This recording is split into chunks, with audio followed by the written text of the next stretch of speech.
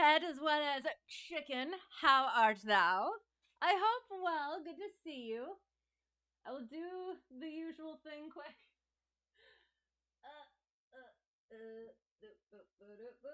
Oh, that's not how to spell test.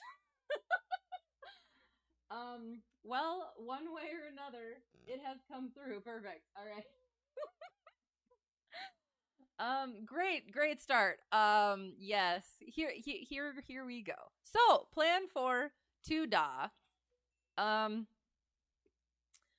We did Principles of Flight last week. Let me just quick make sure I did a thing. Yes, I did do the thing properly. Okay. We did Principles of Flight last week. And the final fourth went slightly less good than the rest. So we are going to well, first I got to do the usual thing. Hang on. Where is it? There it is. Da da da da. Flight Instructor Practical Test Standards for Airplane. Actually, that almost doesn't make sense at all, does it? So I found this thing. You can do this thing. This will make scrolling easier, for one. But then, oh shoot, hang on. I didn't check all the things, did I? They're fine.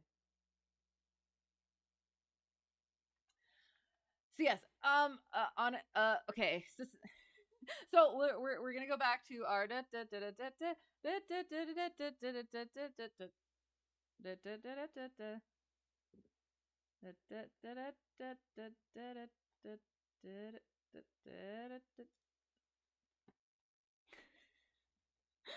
This didn't work out as well as I thought it was going to. All right, so back to Principles of Flight. Again, Task D, we went over airfoil design characteristics last time. We have to get to airplane stability and controllability. That'll come in with the weight. And again, be better this time. We did. We went over weight, but I revamped it. So hopefully it's better than last time. Load factor we'll get back into again, and then the wingtip vortices as well. No, that was in drag. So yeah, I guess we'll just find out in Principles of Flight. I still haven't figured out which picture I want to use. I I adjusted some things in the 4 forces of flight, brought up the whole sum of all forces is 0. So it's not just forces are balanced in straight and level unaccelerated flight, lift equals weight, thrust equals drag. Also, sum of all forces equals 0, which is the same as lift equals weight, thrust equals drag, because, yeah, so the opposing forces are equal. The force in one direction, say lift, is equal to the force in the opposing direction, but they kind of cancel each other out, equaling 0. So it's a positive with a negative. Kind of like take a number line with 0 and you have a 5 and then a negative 5. It's the same amount, but in opposite directions. So yeah, so those cancel out, equals 0 this way, cancels out, equals 0 this way. So then the sum of all of them together is 0. Yeah, that whole thing. Yeah, anyway, still didn't find a picture yet for this one. Went over most of this up until about here with my instructor. Didn't get to the rest of it. Talked about some stuff, so I'll maybe go back through that. But for now, we will get back to our weight. So we are on the 4th force of flight.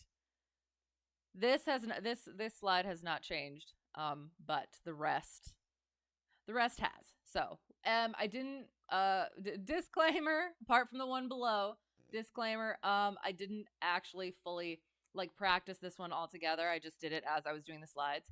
So we'll see how it goes. Okay, so weight. The weight is the combined load of the aircraft, fuel, crew, and cargo. So you see here, empty weight of the aircraft. You got your passengers as well as your crew, as well as baggage. You got your cargo, any other things in the plane, and then your fuel. So maneuvering the aircraft does not change the total force of the weight like it does with the other forces. It doesn't adjust that at all, but it can affect how it is felt. So again, straight and level, unaccelerated flight. Your attitude and direction are unchanging. There's your straight and level. And your forces are in balance and, again, unchanging. So maneuvering, however, requires changes. For example, increasing your speed or climbing and descending. So your forces momentarily get out of balance in order to create that change. And then they rebalance in the new configuration. So you see here, you got your thrust and your drag, your lift and your weight, level flight, the forces are balanced, you're at a constant speed. In order to get into that climb, your entry drag, your drag is greater than your thrust, your speed slows down, your lift also is greater than your weight. And then once you're steady in that climb, your opposing forces balance out once again. So acceleration then is an inequality of the opposing forces in the direction of the greater force. So when your drag is greater than your thrust, you have an acceleration in a rearward direction. When your lift is greater than your weight, you have an acceleration in an upward direction. G-forces are an effect of that acceleration. The inequality of forces creates stress on an aircraft. The load factor then is the force of that stress in G's. Can you see my cursor? Yes. Okay. Sorry.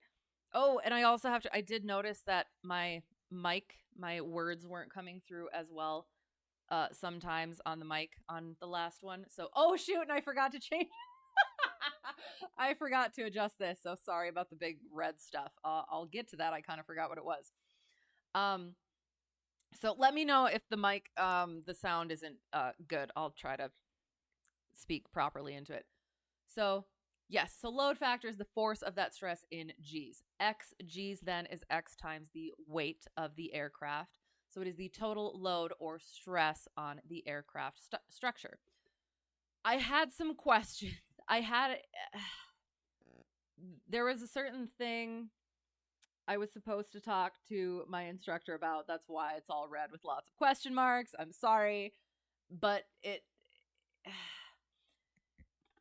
I had a little bit of a question myself, so we're just going to ignore it for now. I am sorry, forgive me. But yeah, so getting into turns, using turns as an example, you're in level flight. Lift is equal to weight. Once you bank that aircraft, your total lift gets shifted. Part of it is in the horizontal component, part of it is in the vertical component. So then that resultant load has to balance out that. Oh, okay, yeah. So this is a weird slide that I'm gonna have to work on a bit better. So you lose some of your vertical component of lift for the horizontal component. In order to maintain level flight, you have to increase the total lift to maintain that level flight. In order to balance that out, your resultant load is greater than that 1g. So then you have this one here. Gravity is 1g. Your centrifugal force is your 1.73 Gs, and then you do math, and your load factor is 2 Gs, and that's for a 60-degree bank. So I need to figure out how to properly explain that in here. So I apologize. I completely forgot about that part. So your 1G is balancing here, 1G is balancing here, and then as you increase that bank, your total lift needs to be balanced by the total load. I gotta work on that one. Sorry. So there is a limit to how much stress an aircraft can endure. We have two defined limits. Our limit load factor. Exceeding that, it's expected that the aircraft will suffer structural damage. And there are different categories found in the POH, and they are based on weight. It is the normal category, typically positive 3.8 Gs to negative 1.52 Gs, and then utility category, positive 4.4 Gs to negative 1.76 Gs. That's typically for aerobatics, as well as for lighter aircraft. So utility is usually lighter aircraft, or when the aircraft is lighter, and normal is for normal operations, heavier operations. Ultimate load factor is when exceeding that, the aircraft is likely to suffer structural failure. And I found this on Google as well as in the FAR. So it's basically just based on a safety margin of the load factor times 1.5. But I do need to make sure that that's actually a thing that I can say and bring up and that I fully understand. So yes, so kind of how to distinguish between these, remember these, is it's bending versus braking. Limit load factor, exceeding that, the aircraft is going to be bent in such a way that it doesn't return to its original shape, and braking is braking. We also have weight has a relationship with speed, and we can see that on our handy dandy VG diagram. We have our axes, indicated airspeed on the bottom, load factor along the side, up along here. And that is therefore related to our airspeed indicator, since it's indicated airspeed. We have our green arc in this little envelope. We have our yellow caution range, yellow arc, in this little envelope. And then we have our red radial line, VNE speed, right here along this line, beyond which we will suffer structural failure. Speaking of structural failure, going back to our limit load and ultimate load, that is also on here. We have our limit load factor at this line, which is at our positive 3.8, as we talked about before. And then our negative 1.56 over here, although I think this one says 1.52. And then, so I probably should make sure. Oh, this one, sorry, I did get that transposed. 1.52. And then the utility category is 1.76. So negative 1.52. I shall just read the chart. Beyond that, structural damage will occur, as noted there. Then we also have our ultimate load factor, which is there and there, which is in the space of structural failure. We also have our stalls indicated. VS, which is the bottom of the green arc, is the speed at which our aircraft will stall in unaccelerated flight. So 1G right there. See 1G. And you can also see that stall speed increases with the load factor, demonstrating the wing can stall at any airspeed here. And then it goes up to our VA maneuvering speed, where beyond that speed, you're more likely exceeding a certain point will cause damage rather than a stall. And then we have, yes, and I should have gone over this portion of this instead of the rest of the rest of the PowerPoint, because I had questions. So I'll have more questions and we'll come back to it, I guess. But there are certain points at which the weight-related forces act. First one being our center of gravity, or CG, which is the point where all weight is assumed to be concentrated and acts vertically downward. Note there. And it is usually forward for enhanced stall recovery, creating a natural nose-down tendency, and is also due to our engine, nice and heavy. Center of lift is our CL. That opposes weight. Sorry, I just have to turn this off. There.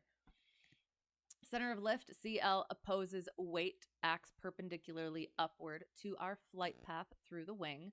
And then our horizontal stabilizer has a negative angle of attack, has a negative angle of attack to balance that natural nose-down tendency from the CG, and that pivots the aircraft around the center of lift.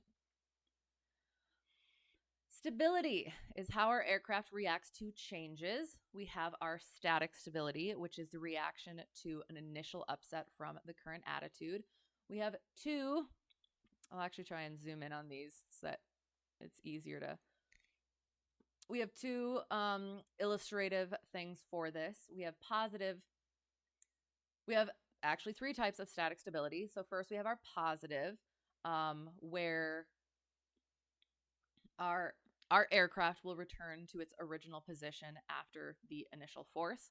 So like this shape, if you just kind of knock it just a little bit, is going to return to its original position. In this situation, the applied force, neutral static stability, the applied force will leave that shape in its new position. Negative static stability, apply that force, it's going to continue diverging from that original position, basically getting worse. So then you have the little ball here. You roll the ball, it'll return to its original position. Roll the ball, will stay in its new position. Roll the ball, will continue further away from its original position.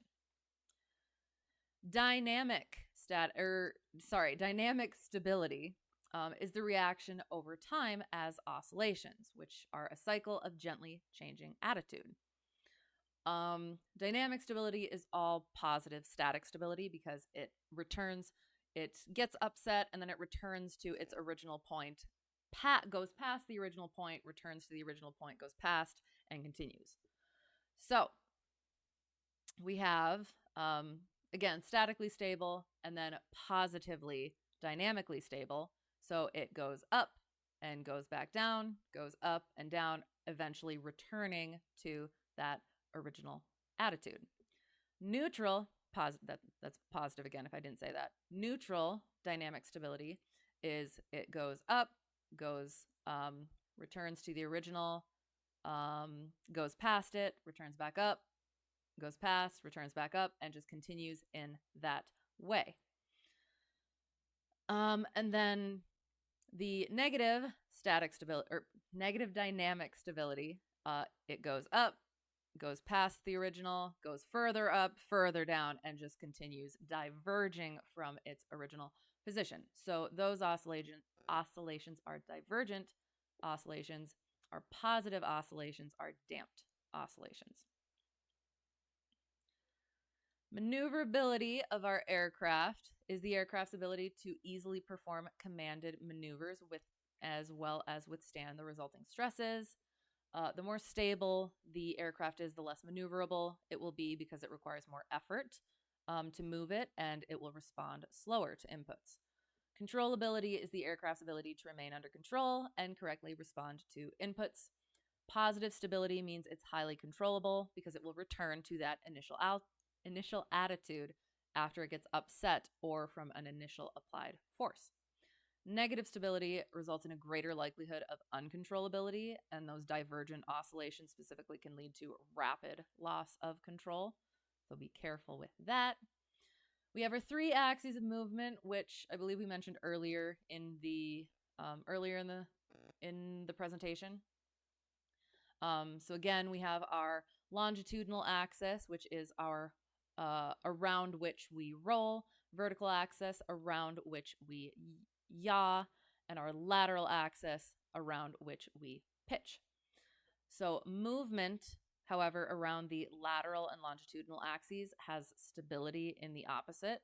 So for example, movement around the lateral axis, that pitching, has longitudinal stability.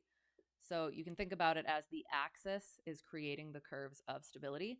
So you're pitching this aircraft, again, you can see my cursor.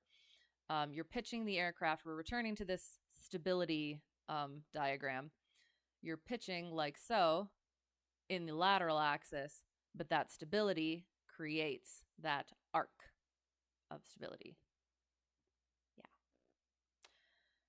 Speaking of longitudinal or pitch stability, it is determined by the relationship of the CG, center of gravity, center of lift, and the horizontal stabilizer, in particular the center of gravity's position, whether it is further forward or further rearward.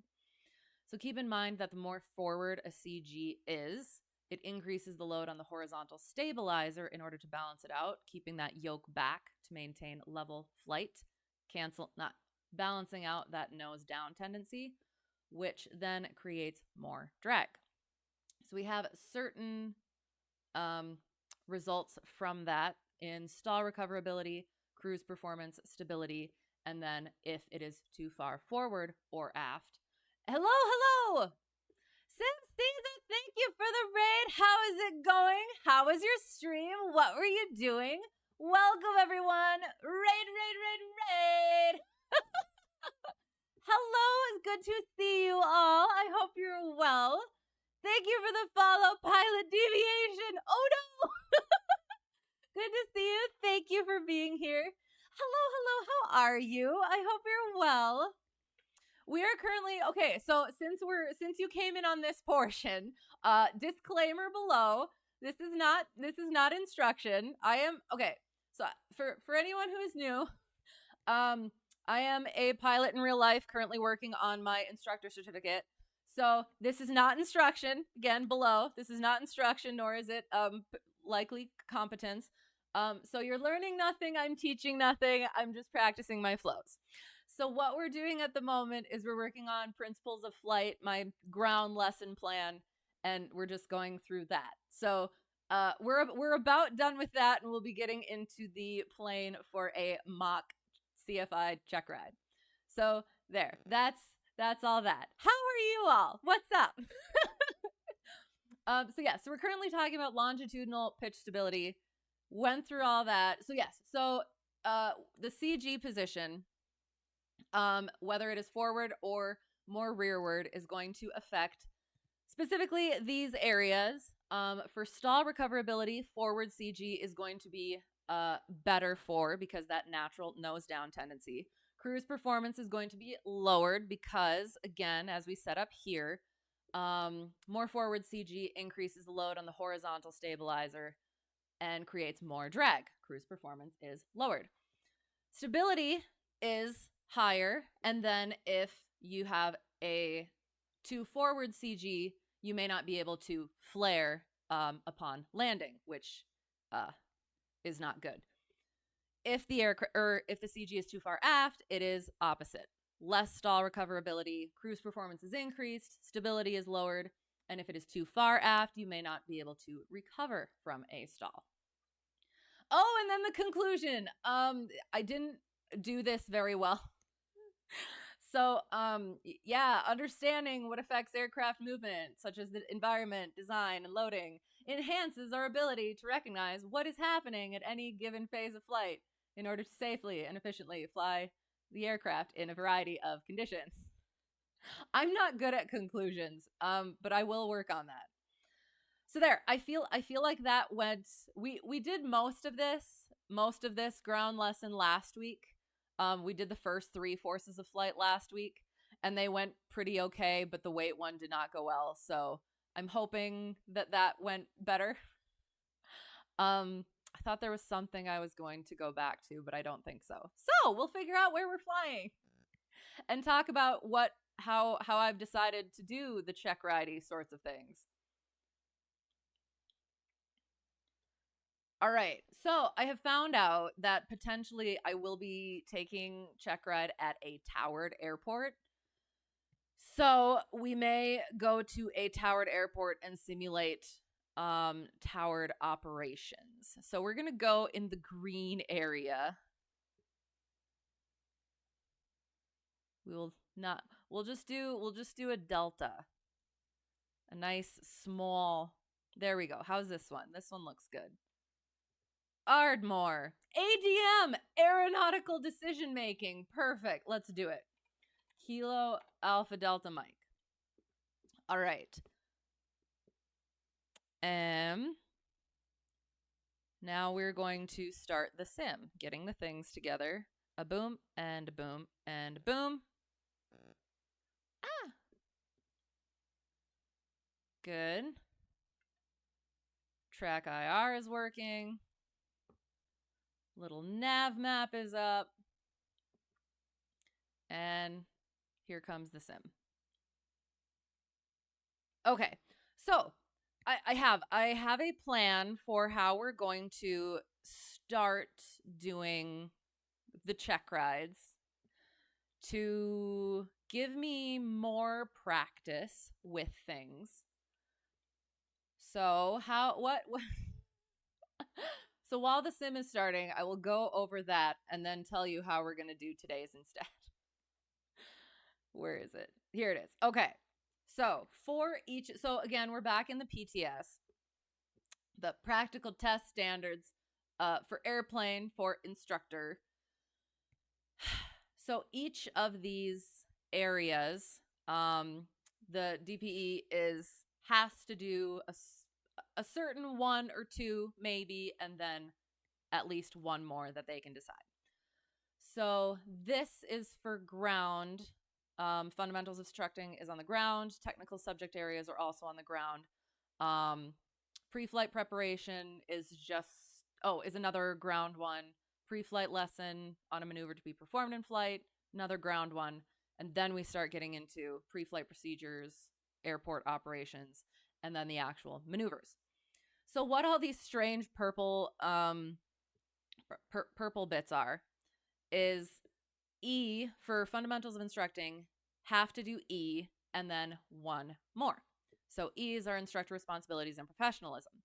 This, can you see my cursor? Over here is what at some point we're going to start doing. We're going to use the dice turtle of destiny and we're going to pop him and we're going to decide, like use the turtle to decide which thing I am going to be presenting that day.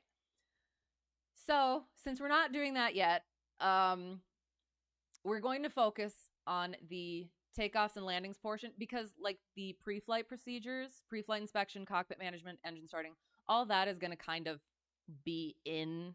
It's just going to kind of be, it's going to happen naturally, same as the airport and airport operations.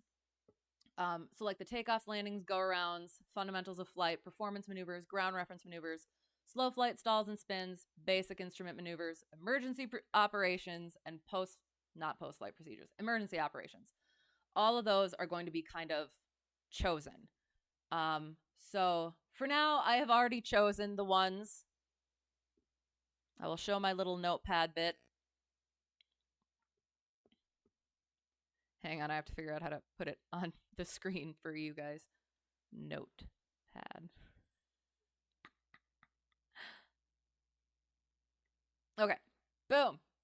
Oh, it is small. I forgot I made it small. So yes, there is our little notepad bit. I practiced the other day with this. So ignore pre-flight procedures and airport operations. We're going to focus on, yes, these. So the ones that I have chosen, these are just the basics.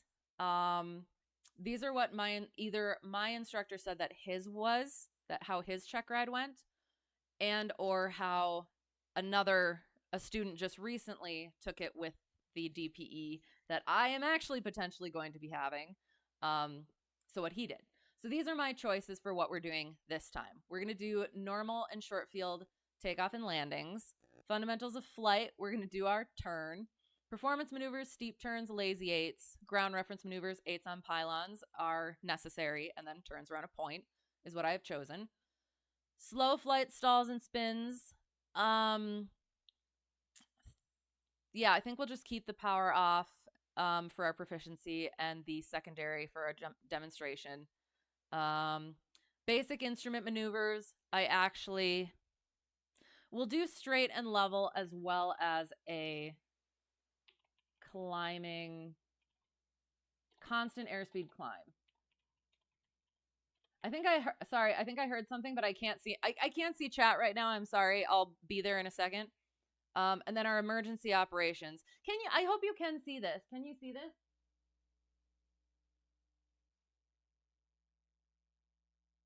Okay, yes. It might be small, so I'm sorry. Our emergency operations have to be emergency approach and landing simulated, and then systems and equipment malfunctions. And we'll talk about how that's going to go. And then our post-flight procedures are post-flight procedures.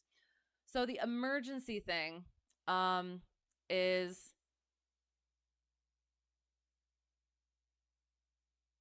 Oops. I'm back now. Yes, I do want to interact with you. Yes, I do. I'm sorry. I just the way the notepad works, it goes over my second screen. Otherwise, if I put it on my big screen, then it gets all messed up. So I'm sorry. I went through it. Now we're done, and now I'm back. So yes, so the emergency, as we're getting into the sim, what did we decide? Aeronautical decision making. Let me get the thing back on. Boom and boom.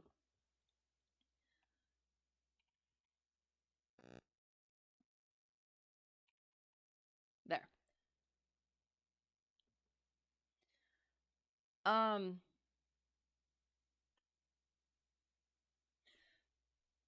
Yes, so the emergency procedure, since we're doing both systems and equipment malfunctions,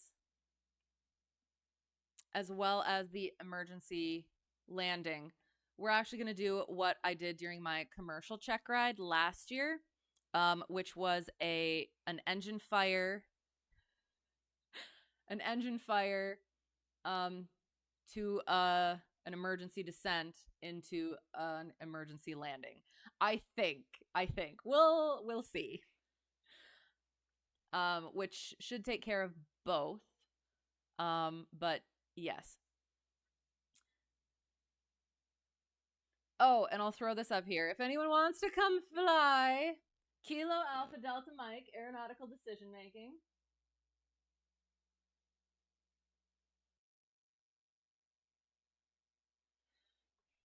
And we practiced a little bit last.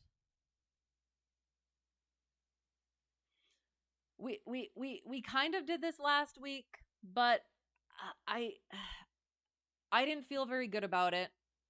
But then I practiced again on my own, and I did. I thought more of it like just talking about what I'm doing and why to an extent, but not getting too deep into it. And that did go a lot better. So we'll see how it goes this time. So yes, the reason why we're doing like the basics right now is just to kind of get me into the mindset and like technique of it. Oh, it's so pretty. And off it goes. Nope, sorry, wrong thing. Turn the night off. So yes, before we get into throwing random stuff at me, or throwing random stuff at myself with the dice turtle of destiny, we're just gonna work through what I'm potentially likely going to be getting. But yes, I do have to be prepared for anything, so we will get to that as well. So, all right. So I guess here we go. I still don't know how much the DPE is actually going to go into pre-flight stuff. What my instructor told me is that the DPE. So my instructor started talking about, like, all right, so here's how we do this stuff for starting the aircraft, and the DPE just goes, I know how to start an aircraft, and he just. So yeah, so there is. I don't know. I want to be prepared, but I do. They can tell, I think, whether you know what you're actually doing or not. So, all right. Boom. And boom. Getting all this stuff off. Making sure we're not making fools of ourselves, leaving chocks on and pitot covers. All right. Okay. Getting into the things. So usually I start with take a picture of the Hobbs and attack. But I feel like that's one of those things I don't even want to bring to the DP. So just dip. So we turn on the battery, check our pitot heat, nav lights. We don't have a strobe, beacon, taxi, landing lights, flaps go down. Oops. Check our lights. Make sure I know what I'm doing. I know exactly, right? That is the trick.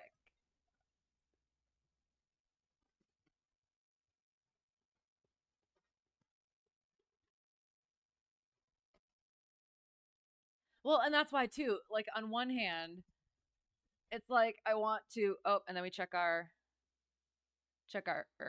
fuel. Sorry, our fuel level.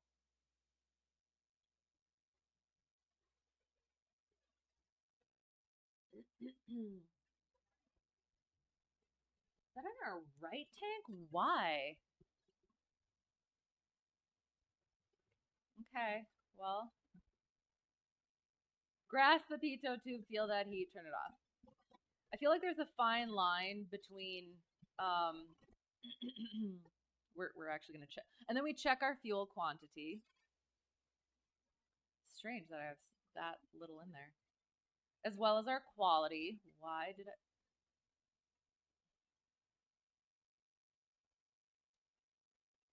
Sure you don't turn that off. I mean, this was a test, DPE.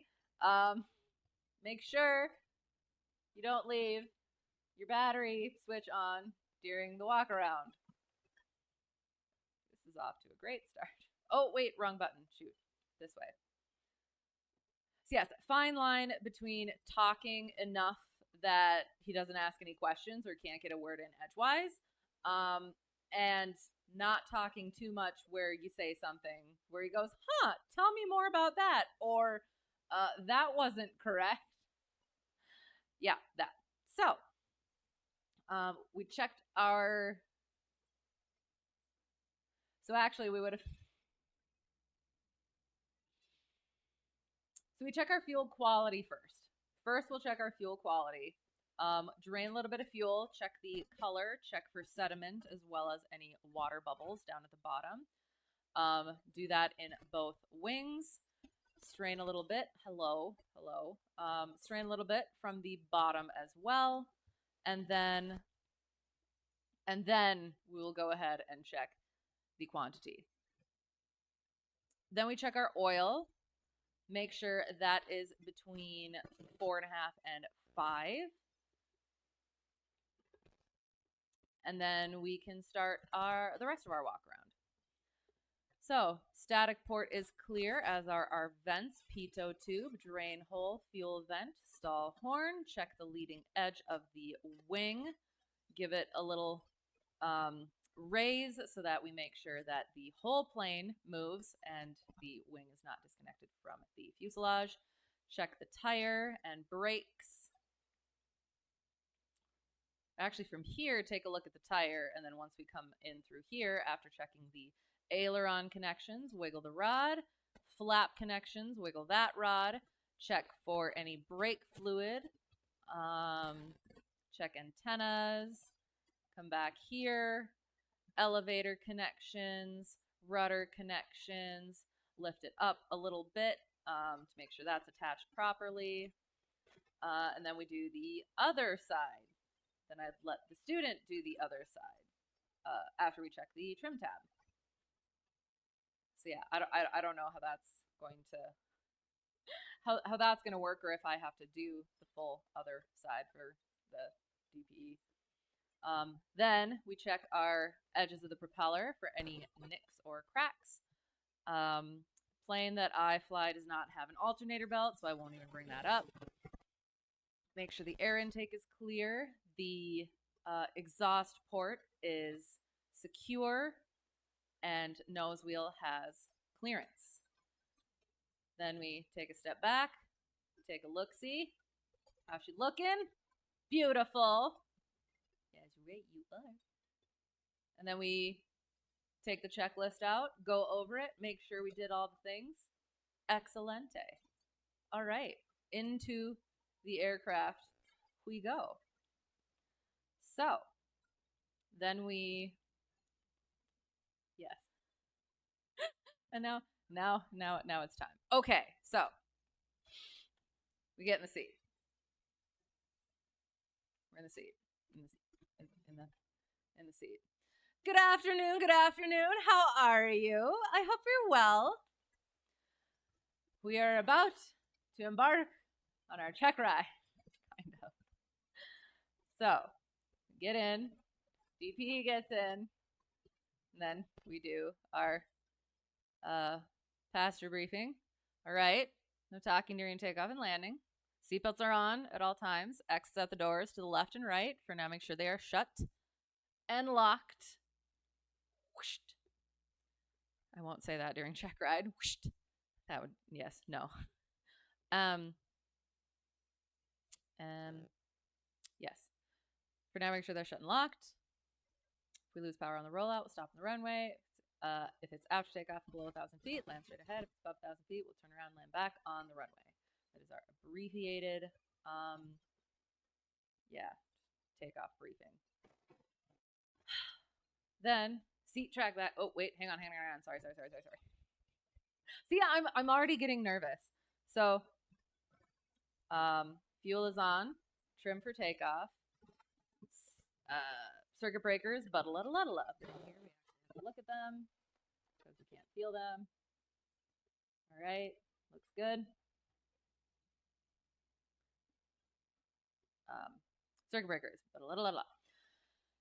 Then we do our brakes and pedal test a little bit. Then we do our seat track back and lock chicken. Avionics are off. Autopilot is irrelevant. Carb heat is off. Beacon goes on. Prime it. Also will not do that on check ride. Then we go mixture full rich. Throttle is slight. Brakes. Clear left. Clear right. Clear ahead. Clear back. And the aircraft that I will be flying does not open the window, so clear prop. Master goes on. Hand on the throttle. And mags. Oh, come on. Yeah. Click points. A little more throttle than I thought that I needed. All right.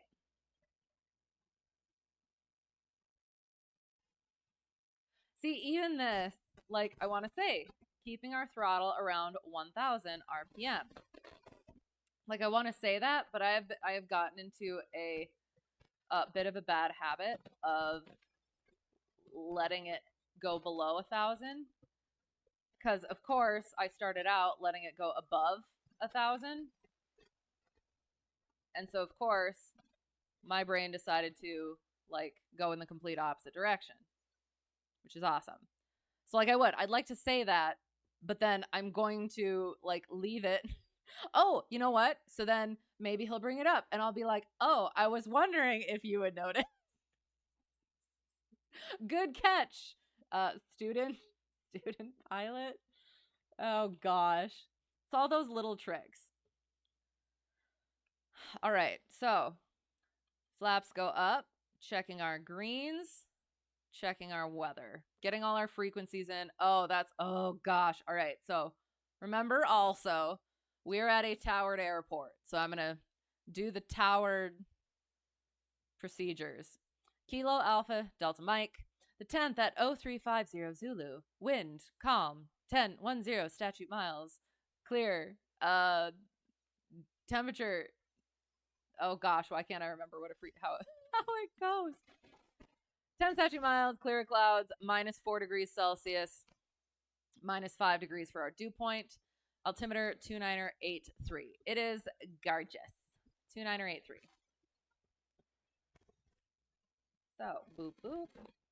Oh, we'll say it's ATIS Papa. So 2983, we're going to check to make sure.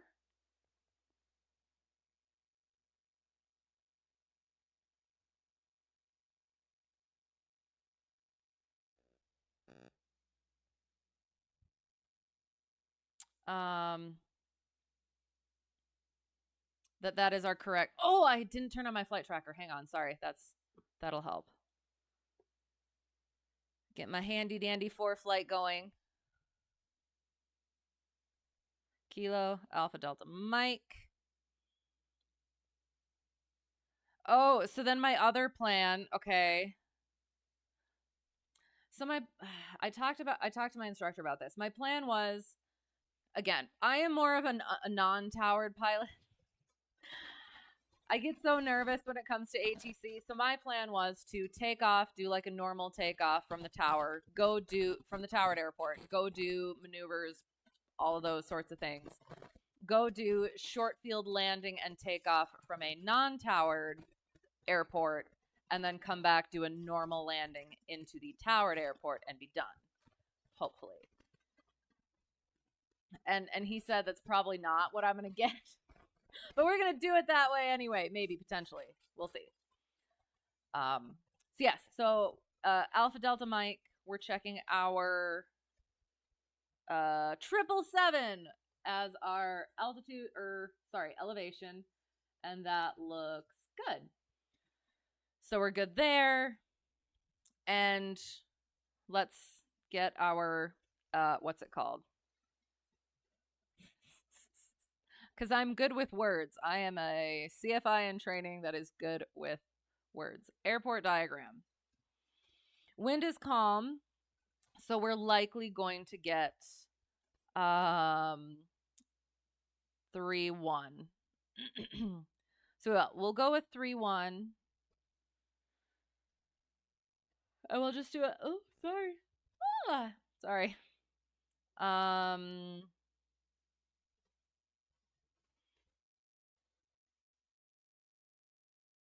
You know what? Hang on. There is something I am going to look at here quick.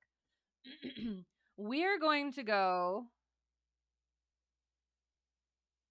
do a departure to the southwest because I have just looked at the aerial view and the southwest has good, the north kind of has that as well, but I think the southwest is going to be better for ground reference maneuvers. So we'll wander to the southwest. So we're going to be planning to take off 3-1. Oh, unless they just want to give us 3-5.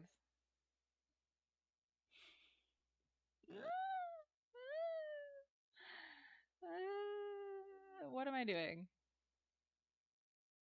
Runway. Hello. Thank you for the follow, Astro Singularity. I appreciate you. I apologize for all the things. We are going to get into the air. But yes, I hope you are well. It is. It's one of those things where, like, I'm currently making the decisions on should we go 3-5 or should we go 3-1. But like the tower will. The tower is going to give us that, but it is also good to make a plan, I guess. So,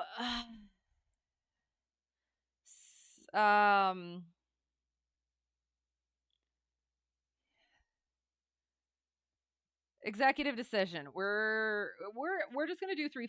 We're gonna do 3-5. That's less taxing. So we'll do 3-5. And request departure to the southwest. Awesome. Okay, so we're gonna call them up. This is how we do it. DPE. So we call them. We tell them where we are. We say who we're calling, who we are, where we are, what we want, and that we have the weather. So call them up and we say, shoot, where are we? Ardmore Tower, Cessna Hotel Tree 1, Delta 1 at the GA ramp with Papa. Ready for taxi, VFR departure to the southwest. And then they'll come back with what they want us to do, and we'll come back with taxi runway 35 via Alpha Charlie hold short 35 Cessna Hotel Tree 1 Delta 1. G'day. How's it going? Still on that YouTube? And over there, are you still like some not able to get through on Twitch? I hope you're well. Okay, so we have gotten our taxi clearance.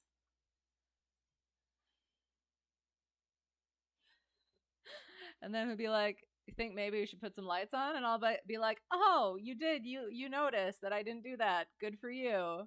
I was wondering when you'd notice. Oh, God. Oh, yes. Okay. So we're doing the taxi thing.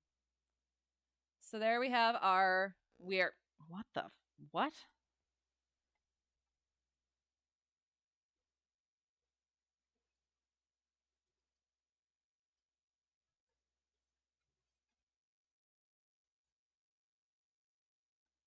feel like that's not supposed to be there. You haven't tried? You don't even like Twitch, so you don't have much motivation to fix it. Oh, fair enough.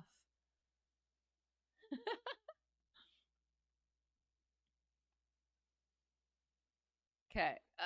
So and again, like the whole taxi portion is basically like you want to be focused on the taxi. Point out little bits like get on the center line here.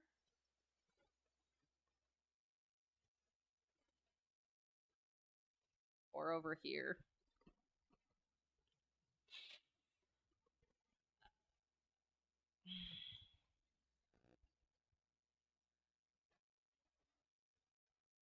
So these signs and lights are really throwing me off. Oh my gosh, sorry. My rudder was underneath my thing. Okay. So there's not supposed to be all of that pavement there according to this here thing, but we'll go with it, I guess. So we're on our taxi, keeping us on that line, checking our instruments.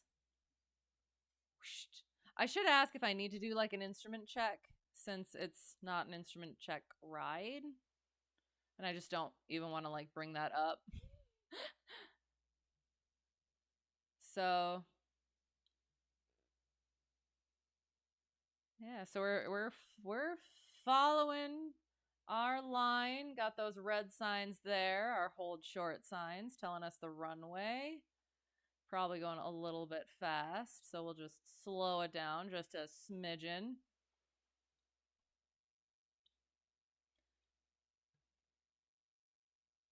So we're on alpha. Ran over a light, not our fault. They put it there.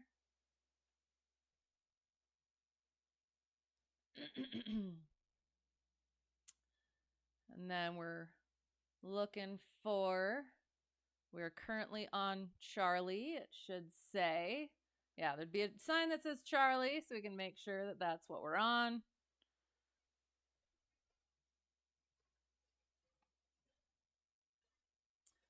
And that's the hold short line. So we are going to, I guess, to do our run up right friggin' here. I thought there'd be, well, actually, hang on.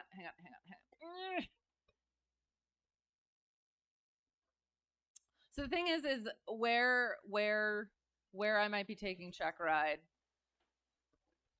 I think has like a little hold short area.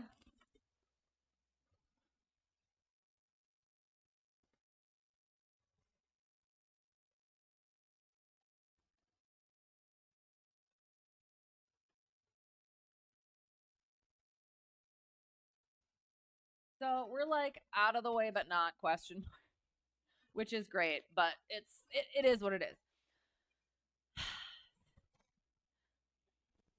This is why I like doing my run ups. Hello, Simmer. It could be both. Let me know which one, I guess. Simmer, Egan, thank you for the follow. I appreciate it. Again, apologies for everything, and thank you for putting up with me. I hope you're well. But yeah, so this is what this is one of those things with like the tower stuff. I'm always nervous about like the whole run up situation. I gotta go over here, and what if I take too long, and then I got people backed up behind me, and it makes me nervous and all that. But yes, I think at least some of them that I've been to, they're like, are you going to need to run up, or are you going to be ready to go? And then they can say like from there, or they just assume that you're going to do a run up, and then it's okay. And I don't know. Anyway, so yes, moving on. We're going to do our run up. So we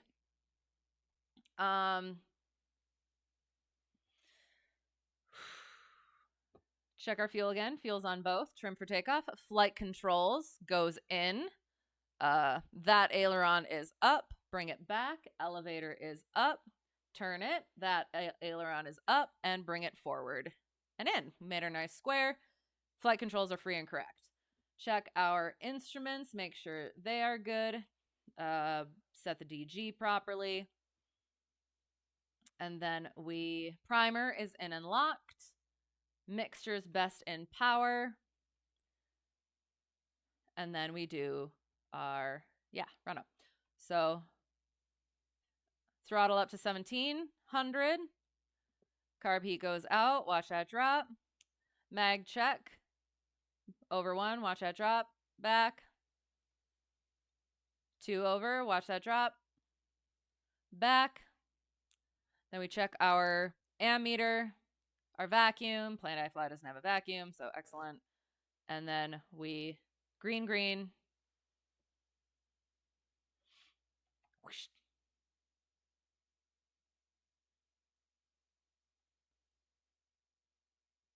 And good. And then we can switch to the tower frequency. Check to make sure nobody's coming. Go for our hold short.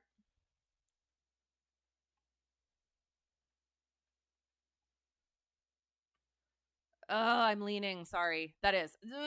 I do. I need to fly. I need to fly more from the right seat because I've flown a lot from the right seat, but for some reason, my brain does not want it. Why does this say 4 or what?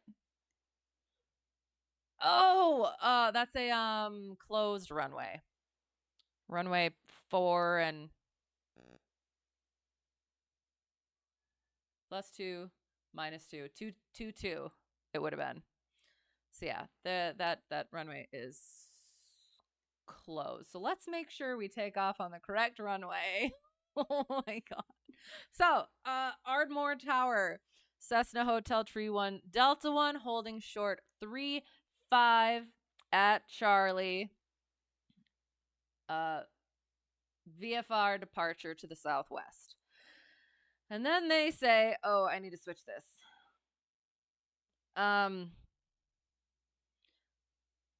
Why do I have, sorry. No, that's fine. Then they come back, they give us our clearance, and we say cleared for takeoff, 3-5.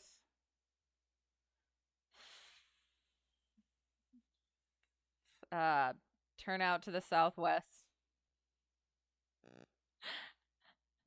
I can't off the top of my head think of what they would give, like just straight out and we'll tell you, or just straight southwest turnout approved ? And then we say southwest turnout, Cessna Hotel Tree 1 Delta 1.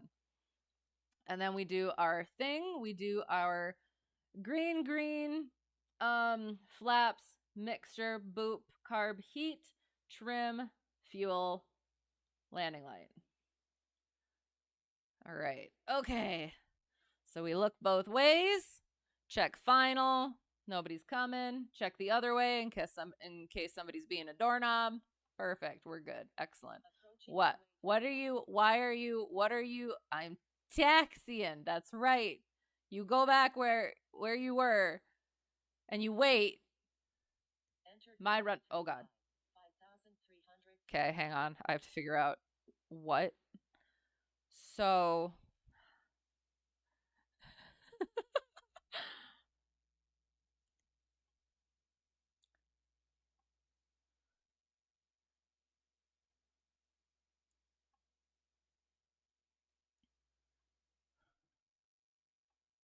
of course I choose like a strange sort of runway oh yeah, here we go.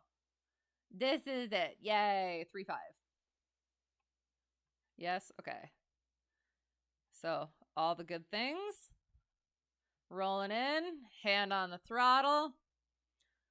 Watching our instruments. Wind is calm. Looking for that, making sure we are getting speed. Our airspeed is alive. VR is 60. 65 actually, in the one that I fly. Nose down below the horizon so we can keep a scan out for traffic.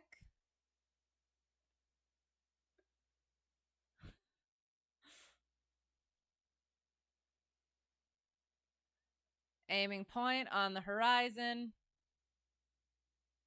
to maintain our heading. We were at 777, so add 500, 1277, so 1300. We'll do our climb check.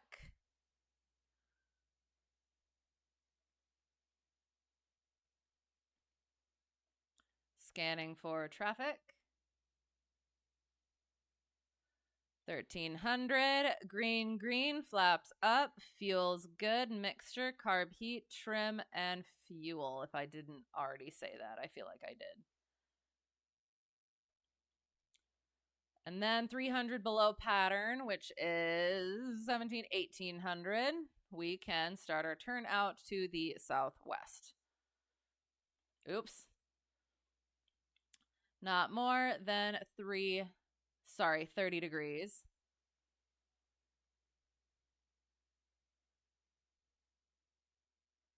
Keeping that climb, keeping our scan. And for that turn, we added a little bit of rudder in the direction of our turn to counter adverse yaw. Brought our yoke back a little bit to counter that loss of vertical lift. Made it nice. Although, shoot. See, and here's the thing, because I'm climbing right now. It's a climbing turn. So I'm gonna not teach that there. Or not teach that, but Yeah, not bring that up there. Southwest I'm going. I mean, I'm still southwest, just a little more south than west, so I hope that's not an issue. So we're climbing up to, I think I usually go like 3,000 AGL. So that's going to be like 4,000. So we'll get leveled off in the airspace.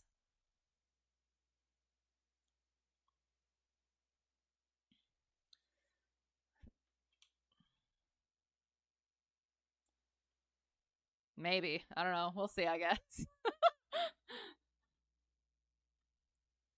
Maintaining our scan. Going northwest, northwest like we said we were.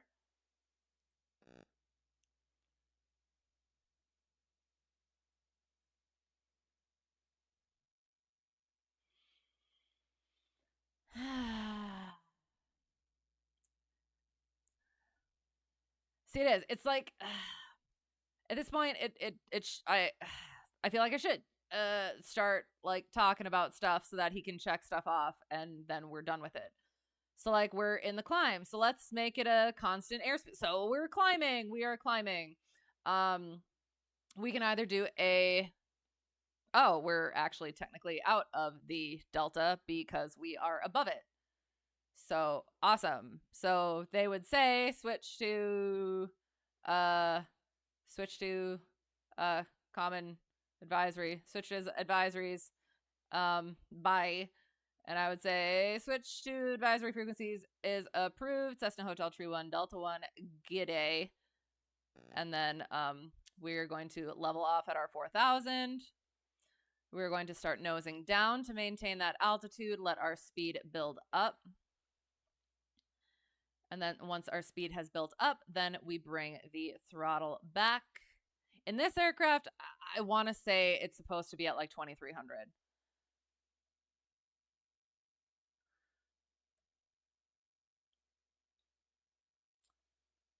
And then we can trim it to maintain that level flight.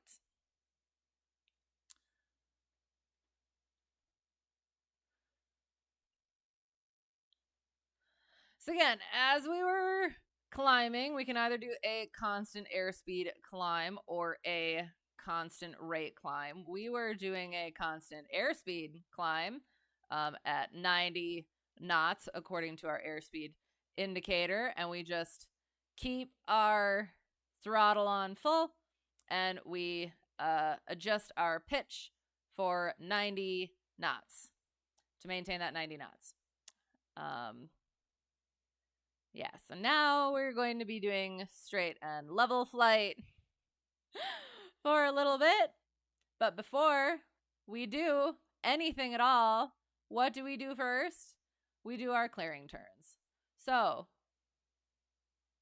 we're getting on to a nice cardinal heading. Then we're going to do a 90-degree turn to the left, then a 90-degree turn to the right, looking under each of the raised wings, maintaining our altitude. So no more than 30 degrees of bank, looking under that right wing. And at this point, this is where I planned to do the teaching about turns thing. Yeah, the whole little bit of rudder in. Ooh, that's kind of tricky. Hang on.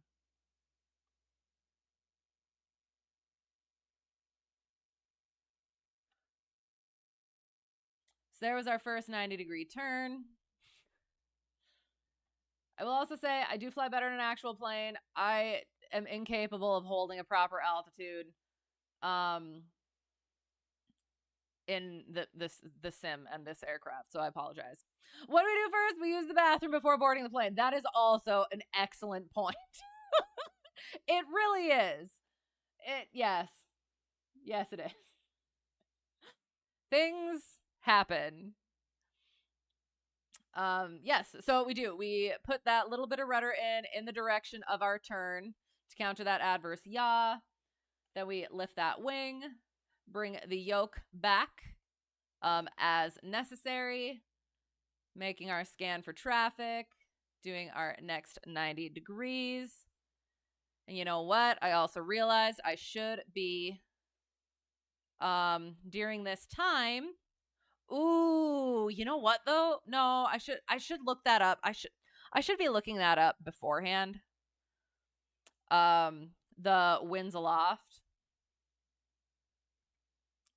so that I know which way. I think we have a westerly wind. Let me just double check for a second. Winds. Yeah, it's looking pretty westerly. So that should be good.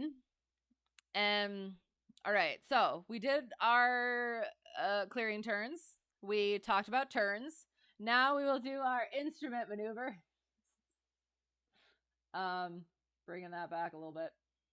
So when we're VFR pilots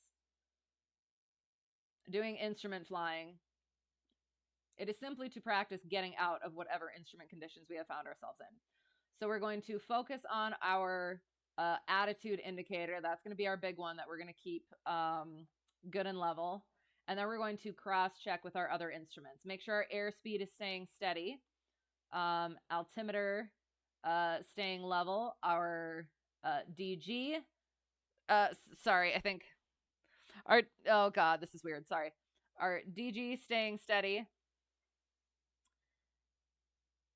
And then if we need to, sometimes we can climb out of our IMC that we have gotten ourselves into. So if we want to do that, we're going to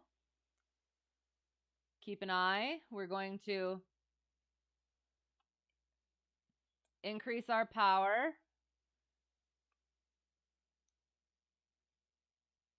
And we're going to do a constant airspeed climb. So we'll do 90 knots. Make sure, oops, we're bringing our attitude indicator up a little bit. And we'll climb to 5,500. We want to keep it at 90. So if it goes below 90, we bring our pitch in. Or, sorry, we bring our yoke in. If it gets above 90, we bring our yoke back.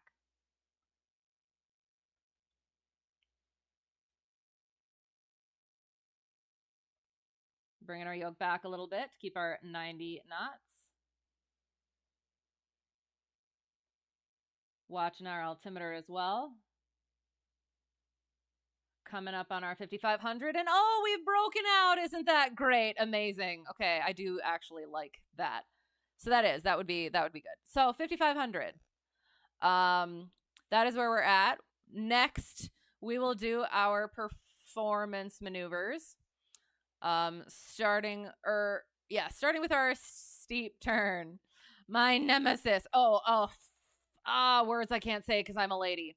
What do we also do? I was wondering if you'd ask. We also bring that throttle out.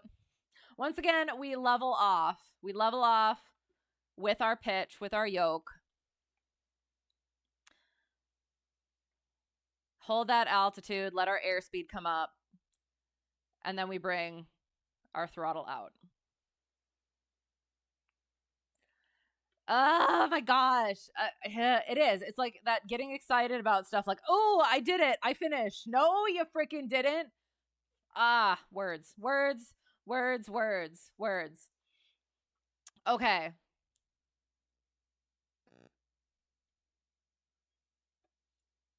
All right. Good. Okay. So, steep turns. We're going to do our steep turns. We do one to the left and one to the right.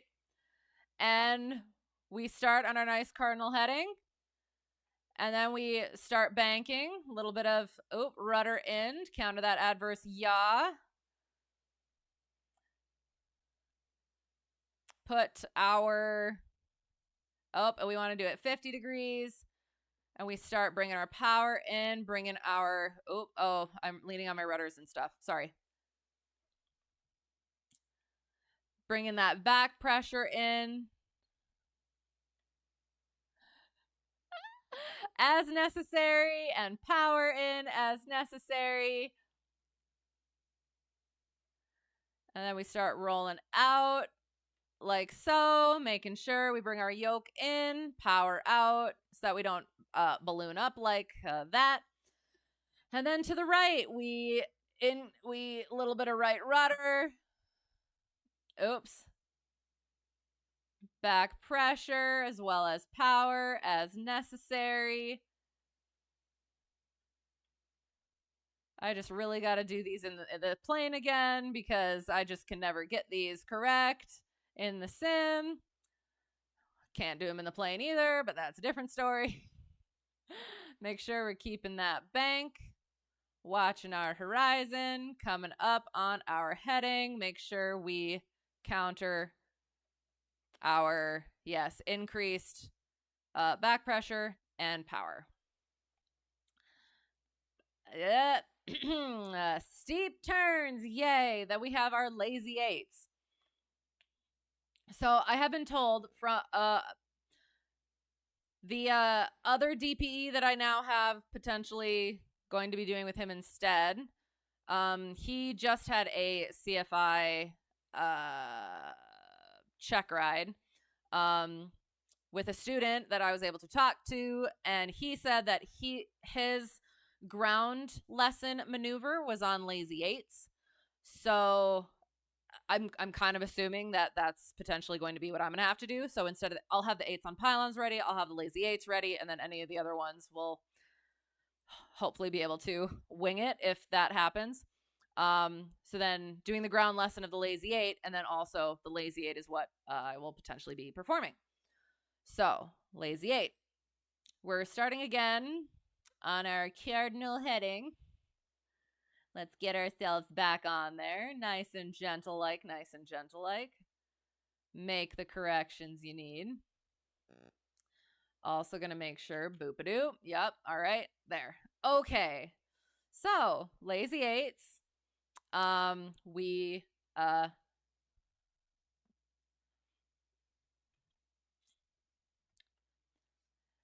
just a smidgen, about 5 degrees of bank in, and then just pull up.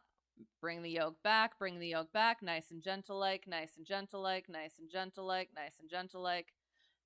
About here, we should be at our highest. About here, we're coming back through the horizon.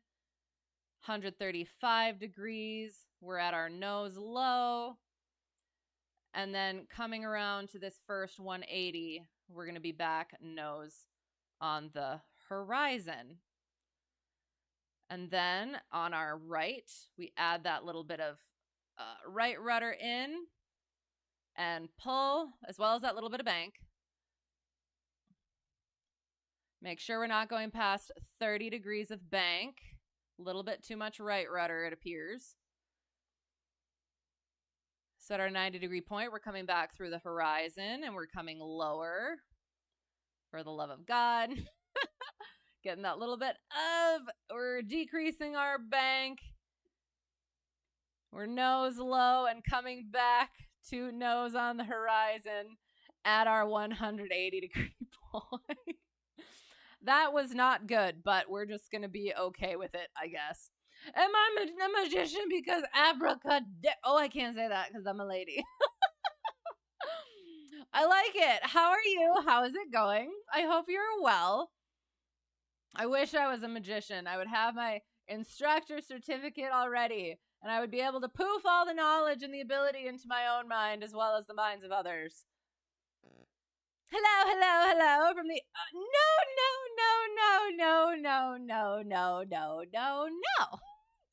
I am not an instructor yet.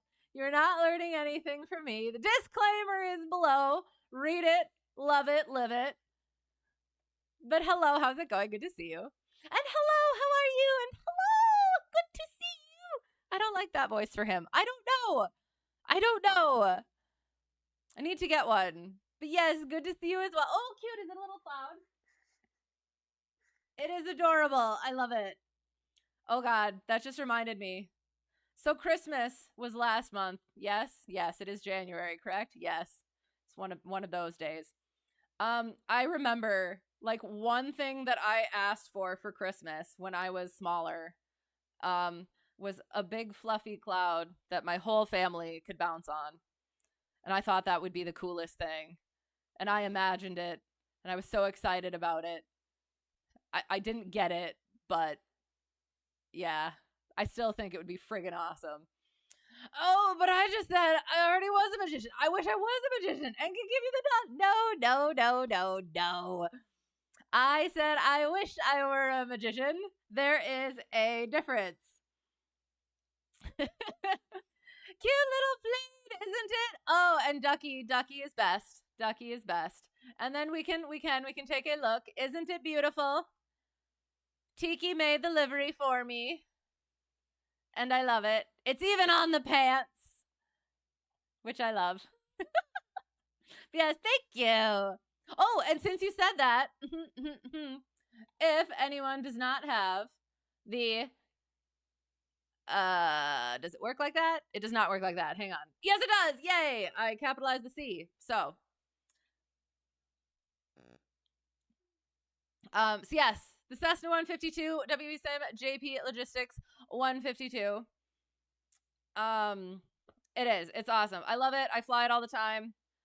And again,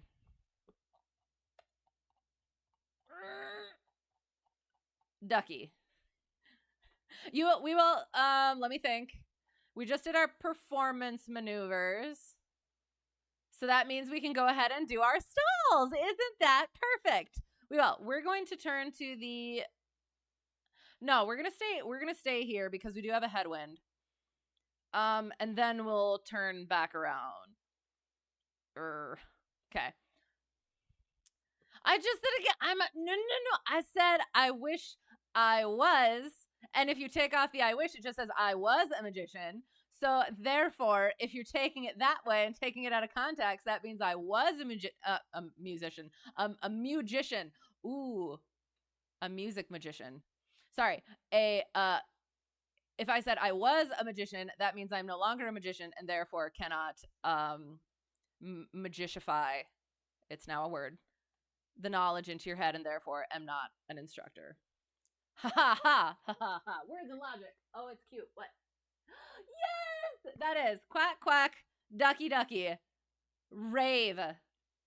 We're about to do it. We're going to do our power off stall and then a secondary stall. I talked to my instructor and was like, okay, so could I do the power off stall plus the secondary stall and then be done? And he's like, probably not. And I was like, yes, probably not. And he's like, because you got to do the proficiency stall plus the demonstration stall. And I was like, also, that would be me not properly recovering from the demonstration stall. And he's like, also that. So we're going to do the power off stall and then we'll do the secondary stall in another power off stall. So power off stall. We are on our cardinal heading. We bring our power back to 1900. Carb heat goes out, holding our altitude with our yoke. Once our speed goes below 100, notch flaps. Below 90, notch flaps. Below 80, notch flaps. And then again, just holding our altitude. Power goes out at 60. We just bring that nose over the horizon. Watch Ducky sing. And let it break. There it broke. So now we nose down, release that back pressure, bring our throttle up. Airspeed, it comes alive. Notch of flaps goes out. Climb out at VY. And clean up the rest of the aircraft when we have a positive rate of climb. Return to our heading. Return to our altitude.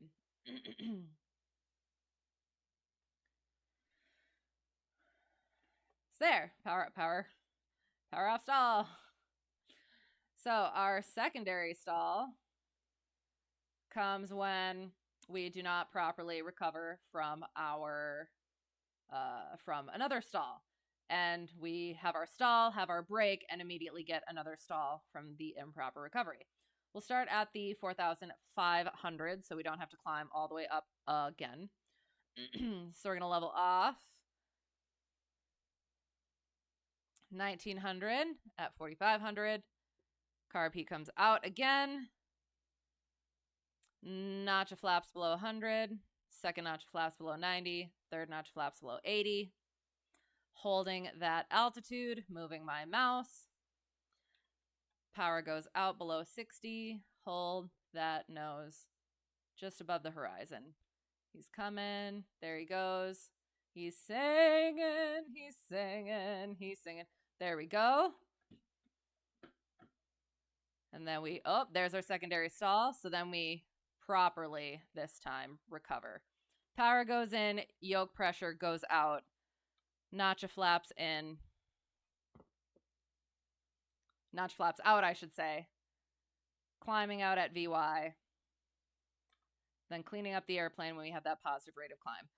I didn't like that one. I did not like that one. We did not enter a spin, but it was a little bit close for comfort. But yeah, I don't know. That's the way it is for now. So there was our ducky demonstration. Now we're going to turn, oh shoot though, fruit, cake, and muffins. I was just reading a thing. I'm trying to think, because we did, at this point, I want to do our emergency procedures. I was just reading a thing. Sorry, I'm flying horribly right now because I'm just trying to do things. Sorry. Yes, we're going directly east to get back-ish to where we were at. I just read a thing about how, and again, this was just on a discussion sort of a thing, and they were talking about emergency landings and about like whether or not they should be on roads, and if you need to land on a road, what should you do? And then they also went into like some people say you should turn directly into a headwind so that you have a better glide distance, but it's like if there's not an airport in that direction, then question mark. So my thing that I have been taught is you go directly toward an airport right away. However, now that I'm thinking about that, that could also be just like, if you have an issue that might be an issue, but maybe isn't an issue, you turn towards the airport immediately, and then you figure out, you try and fix the things. But if it's something where you're pretty much probably going to be landing and you need more glide distance and you're not going to make it to an airport anyway, turn into a headwind. I'll have to go over that. You're going to go with the tried and true. It depends. Right, exactly. And that is what it tends to come down to, which is like, it's fine. That's normal. But yeah, I don't know. It bothers me. It does. But yeah, and again, like with the it depends, it's good to have all those tools in the toolbox to know which scenarios. Oh my gosh, I don't have I'm sorry. You've just been listening to me babble. Did you not get to hear Ducky? I didn't have my sound on. Oh no, you didn't hear Ducky, did you? Do we have to do another stall? I think we have to do another stall so you can hear Ducky. All in favor, say aye. Aye. All right, let's do it. All right, we're getting to 5,000, I guess.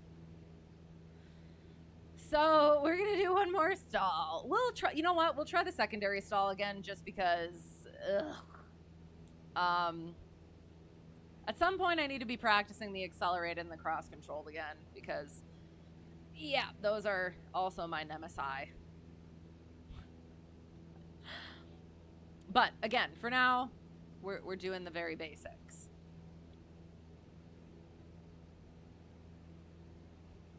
So I'm going to try and be nice and like smooth and gentle with this stuff now. And don't think of that out of context. Okay.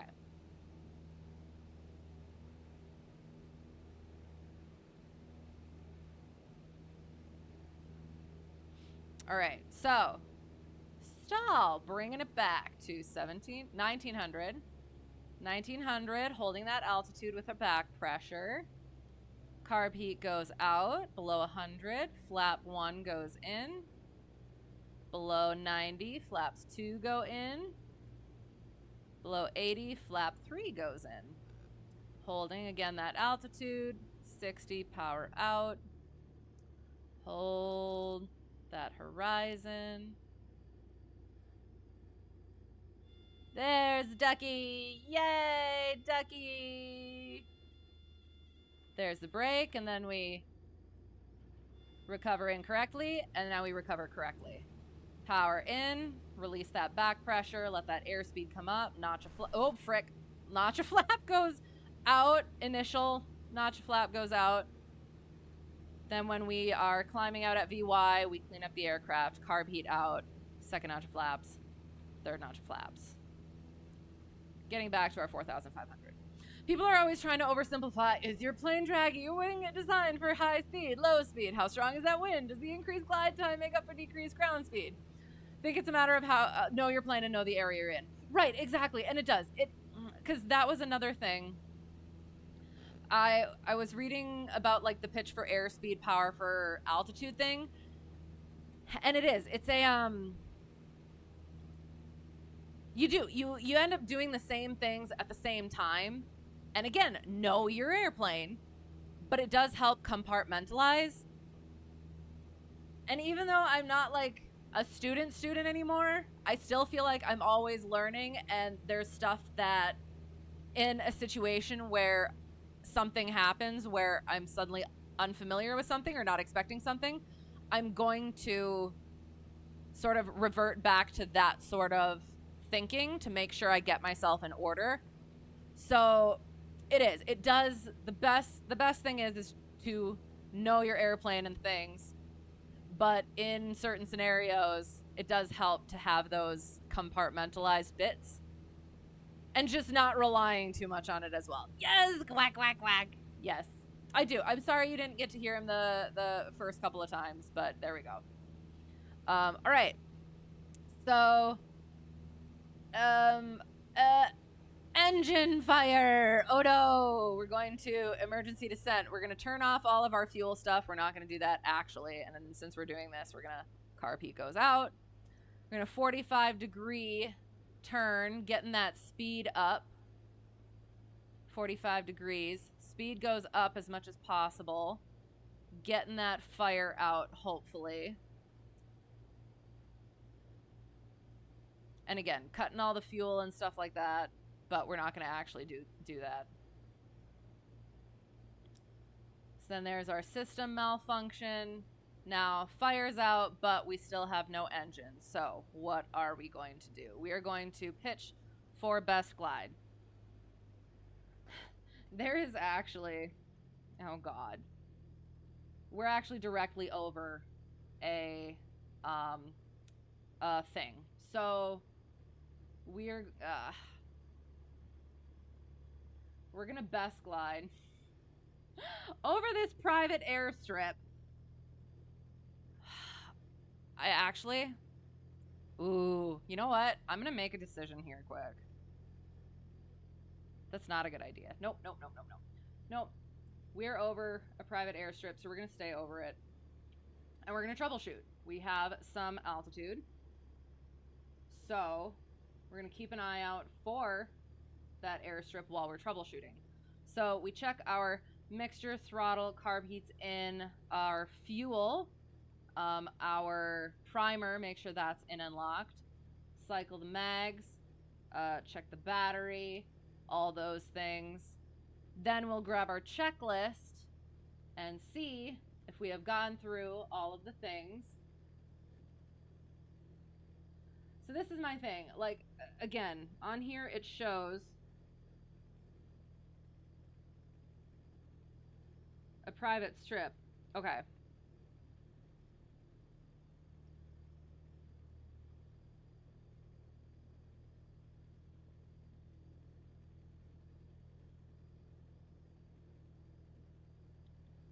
So we're turning towards it. We're doing the thing. All right. Okay. We're doing it. We're doing it as we're doing it. Okay. So we checked all the things. We check our checklist then. Make sure we didn't forget anything. At this point, we are landing. we have decided, and we're doing the thing.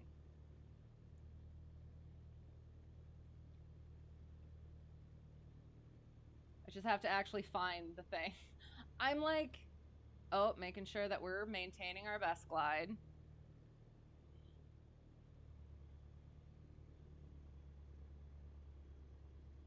Oh. Just want to make sure that we're not, yeah. We're clearing our engine. 500.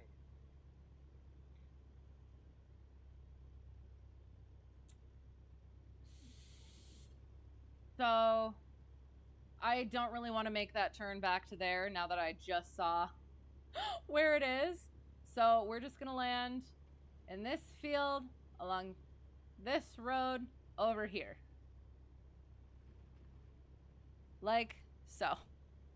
I don't know. Can I do that? And then he'd be like, all right, recover. And then I'll be like, okay. And then I'll be like, you didn't pass because you didn't figure out where your landing spot actually was. And then I'll be sad. See, that's why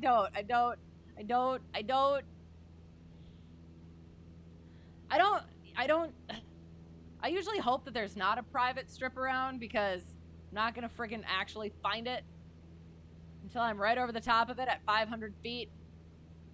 Could I have slipped it from 500 feet? I don't know. Anyway, sorry. Also aliens! About what? Oh gosh, I'm sorry. I was babbling about stuff. But hello, how's it going? Think it'd be worth doing the math and charting that out. Oh god, hate doing math. Which part? Essentially looking at how airspeed affects total distance you're able to glide, assuming you're at best glide. Looking at how airspeed affects total distance you're able to glide, assuming you're at... Right, and I do. I think that is a thing. It's just... I've basically just been doing training, and the only thing is you just have that hard and fast rule of best glide, but that's what they were talking about when I was reading the stuff, is that your headwinds are going to affect that. So, and somebody even had their own story. Oh, we don't want to get too high because we're going to start doing our other stuff. So... Oh, shoot. And you know what I also did? The other thing is we were supposed to, once we have committed to our landing site, we were about to land, we turn off all of our stuff. We got all of our fuel out, but yes, making sure all of our electronics are off. So like if we were going to try and put in flaps, we would have had that on yet. So get all the electricity off. Pop a door, brace yourself, and then just fly it to the landing. Hopefully landing. So we're about at 900 feet around in this area. So we're gonna do turns around a point first. Turns around a point, we're gonna be at 1900 feet. We have a westerly wind, so we're looking for a spot. We're gonna do that spot right there. So we're gonna fly, what direction are we going? Yes, perfect. We're gonna fly up about a mile. We're gonna get back down to our 1900. Just make sure that I'm not actually over a city or anything.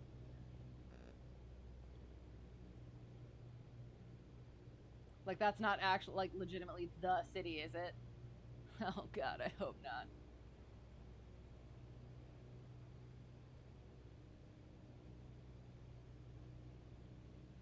Again, getting down to our 1900.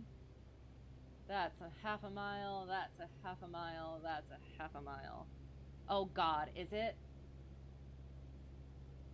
Is that right on the frickin' city? I have decided against that point. And not because I was about to fly over a town, even though it would have been the perfect turnaround point. It is because I wanted to better set up for our turnaround point. Okay, let's try this again. Oh, I have to look at it. Oh god, this is a bad idea. Oh, it's cute. Okay, hang on. So I was thinking potentially that I liked this one over here. Just think of feeding the gulls on the river on a windy day. They nearly just float in midair, right? Sure, they hit their best glide, but they're also not going anywhere. Fair. Fair, but the people are talking about that it, like, actually helps. It helps. Like, the headwind boosts your performance.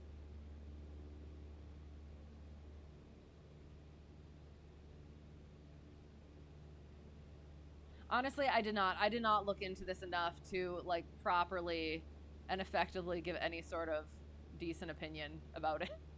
You know what? This looks... I mean, it's over, like, a little town, but it's not... words. There's so many words I want to say. But I won't.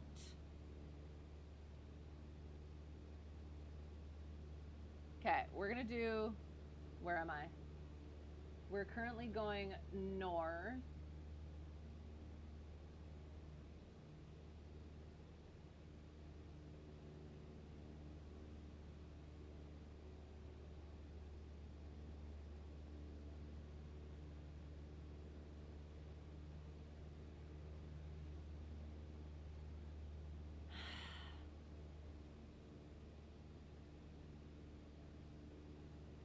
It is. On one hand, I'm of the leaning that you take the time that you need to pick a spot, like a good spot. But on the other hand, you don't want it to take too long. because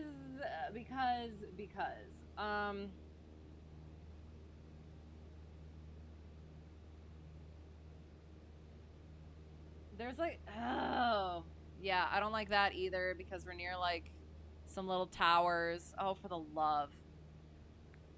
Here we are, back where we were last week, not able to find good spots for our ground reference freaking maneuvers because trees and stuff and non-nice laid out squares. Okay, sorry. If they turn around, they will descend a lot faster, but they'd also be going somewhere. I don't know. This is bringing up so many questions for me now. Because I'm thinking of microbursts now, where it's like if it switches or like a wind shear, where it goes useful flat. That was amazing, and I appreciate it so very much. Oh god, I'm so pleased by that. But so like wind shear, if it shears from a tailwind to a headwind, that's a lot better than a headwind to a tailwind. Although that's near the ground. And that's why, because then, like you said, you're descending faster, so you're going to boop. You've lost that lift. If you were higher, I don't know. No, but then... But now that I'm thinking about it, I definitely heard at some point you definitely want the tailwind for your glide because, yeah, you're going faster. Ah, God, I don't know. I don't know. I don't know anymore. We're gonna find our turnaround a point. This is bull. Or in the spirit of the conversation, this is gull. Okay. Pick a spot, deal with it as it is. I don't like it. I don't like that. I don't like that. I went specifically this way because I saw squares, but I can't find the proper squares. Hello, thank you, flight level Riz. Oh, I guess it's more of a Riz.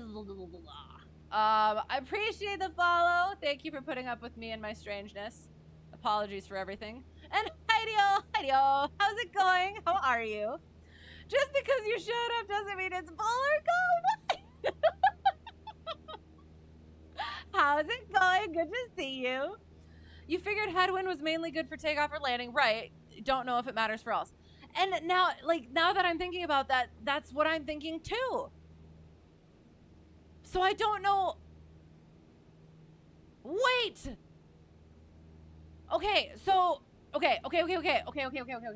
So I think part of the question that I was missing was that for the headwind, you have to adjust your best glide. That's the puzzle piece that I'm missing.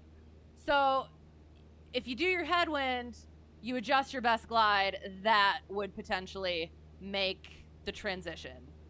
Or that would make the difference. That would yeah.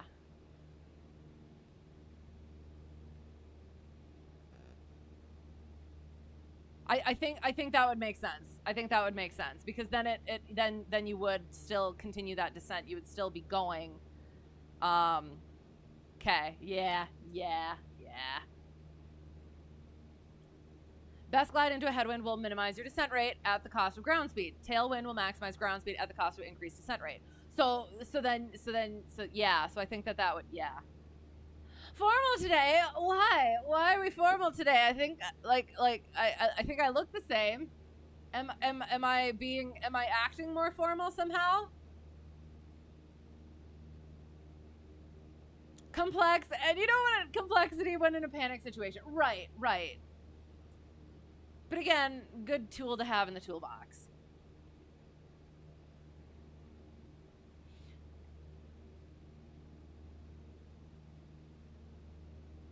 Okay. Sorry, what, like on my thing, it does a strange thing and I have to read it properly elsewhere. You used to only fix airplanes, though you are an avid flight sim enthusiast. Excellent. That's awesome. So you used to only fix airplanes? Why did you change or why did you stop? And what are you doing now? And how did you get into it?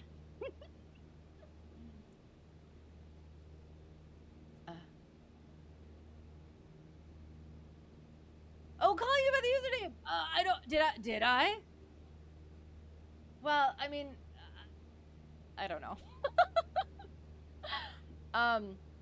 Made you upset you don't have a Thunderbolt emote? No. Oh, okay. You don't even know if you're wearing anything. Oh, we're getting spicy up in here. One forehead, excellent. Oh gosh.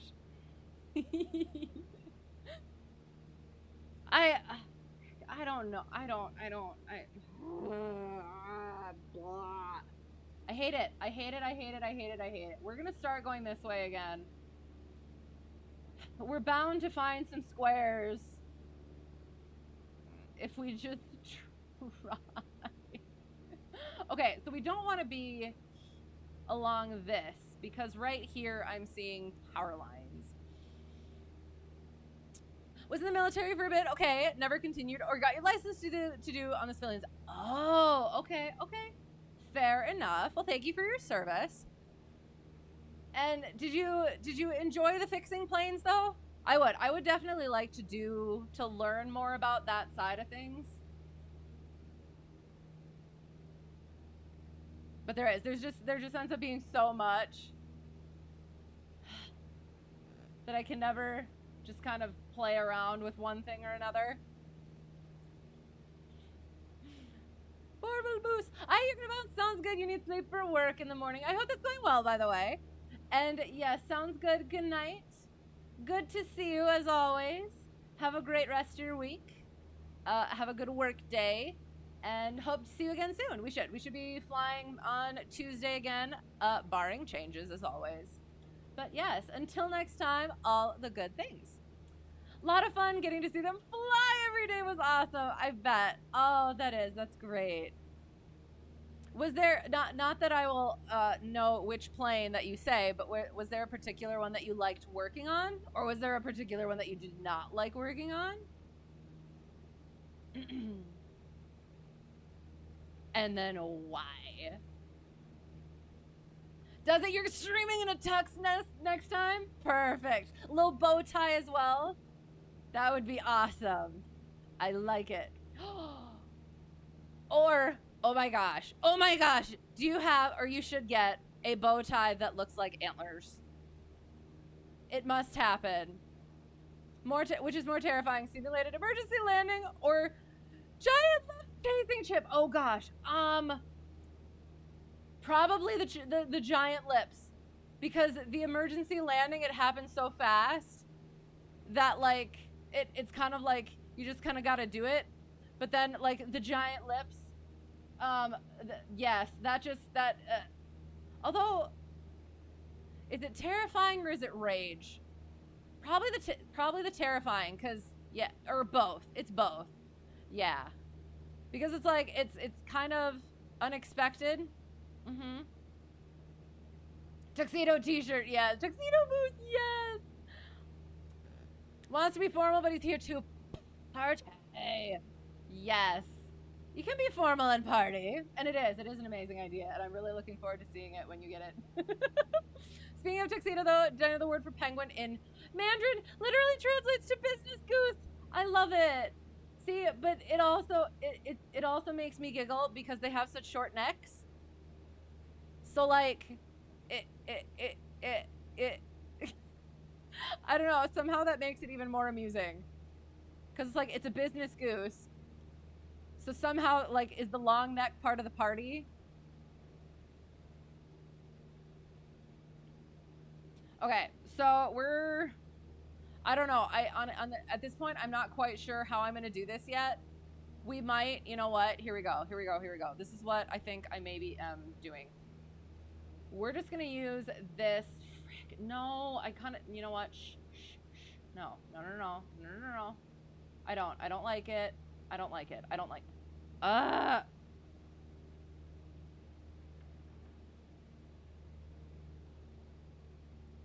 Sorry, we're gonna get a turnaround point quick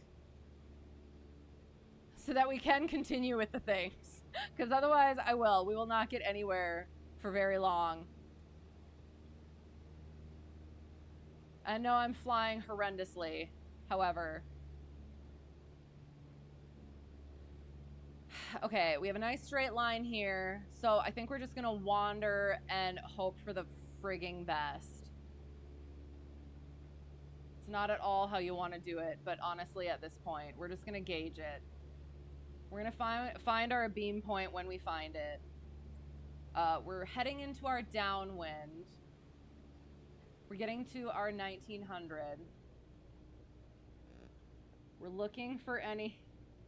And we're gonna be right over a frickin' city, and then we're also pretty close to an obstacle, and I'm gonna go insane. But we're just gonna send it.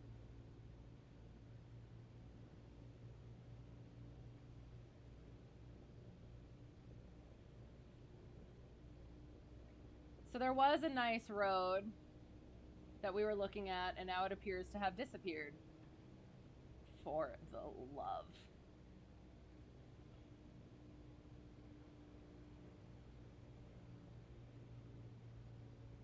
I hate this. I hate this so much. Sorry. Hang on. You know what?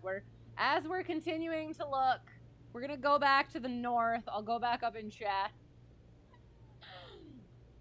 Like working on a car, you enjoyed it all except for carrying the tools you needed for the job by hand. Oh no, everywhere you went. That sounds sucky. Just wondering how a formal moose compares to an action moose or an executive moose. Suppose it could still be either or both. Yes, it all depends. It all depends on the situation. Here's the deal. Sorry, I am freaking distraught. I just want to use that right there and just deal with it. You know what? No, we're going here. Watching out. Hello. Sorry, I will come back to that. We're gonna quick do our turnaround a point because, like, I'm not gonna find anything better. So we're just gonna send it. So halfway point, 1900, 2300 for our RPM. We are downwind. Our beam point is coming up, and just kidding, we're using that one there. So I'm gauging halfway point as between here and that road, so I'm hoping that that is correct, but we're not going to talk about it if it is. I see an obstacle over there, but we are above it, so we're going to say we're good. Okay, I need to stop freaking leaning. So again, 1900, and we're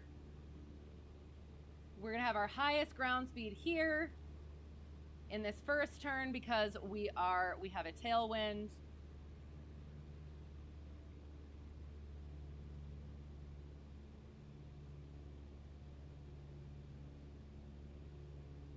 So again, we have a tailwind, so our ground speed is highest, so we need our steepest angle of bank.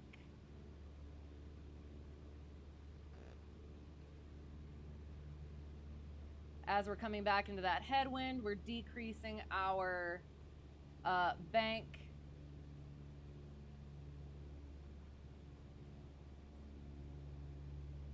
Still getting to our halfway point, our half-mile point.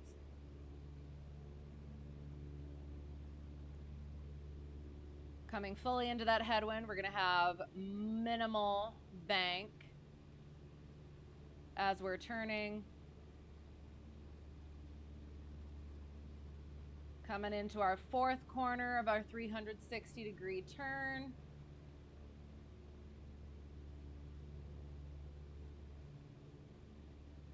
I'm so good at maintaining altitude in this aircraft.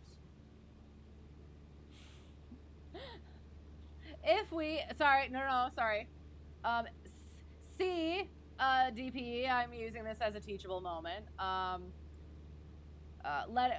If we're focusing on our bank, no, I'm not going to say that.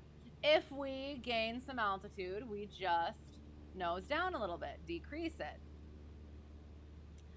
We're coming back into our tailwind, so we're going to need to start increasing our bank, but we don't want to do it too early and cut off our final quarter of our circle.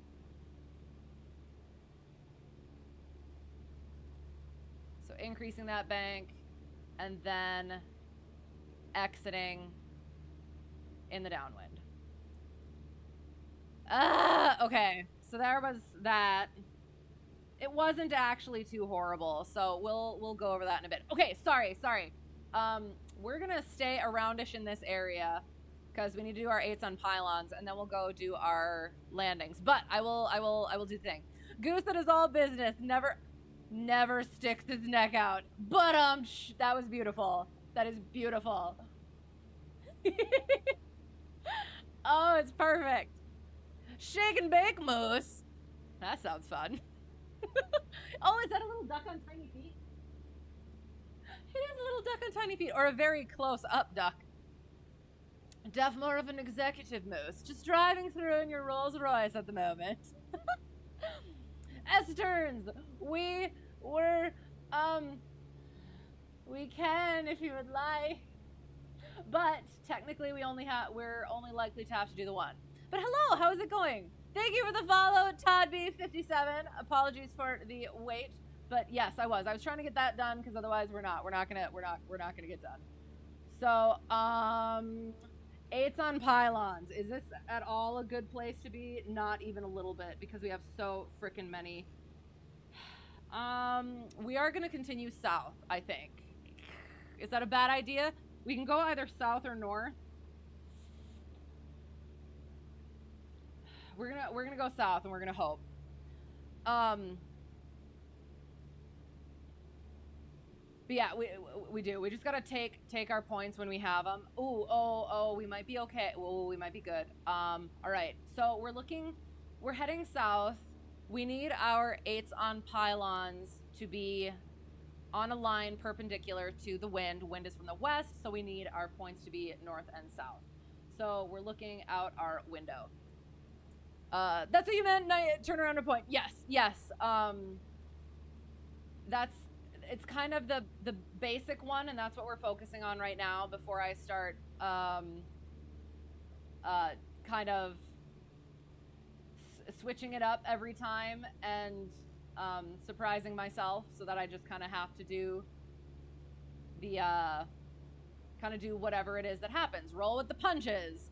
So yes, basics right now. Wasn't a bad part of the job that when the pilots had a hard landing, you'd have to do hangar the bird for a week minimum to do inspections. Dang. Okay. I mean, I guess fair. You don't want to make things worse or have something go absolutely wrong. We might, I don't know.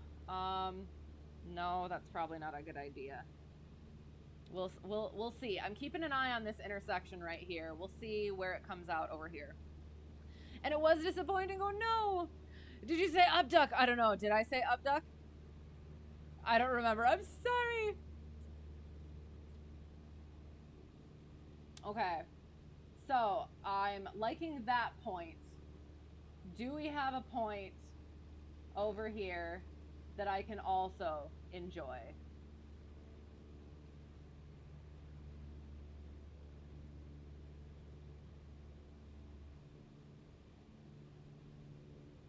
I feel like that might be too long. Will that be a terrible idea if I go over here? It probably will, but I kind of just want to. Just to get it done. That's not a good way to do it. So we have an obstacle. I saw an obstacle over here and then I lost sight of it, which is always a good, it's always a good thing.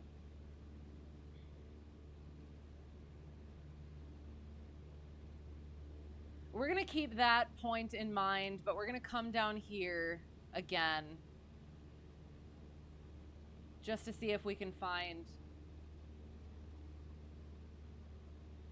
We'll come down here to see if we can find better points, but otherwise we might just go with the one over there and be okay with it. So we're gonna go with 810.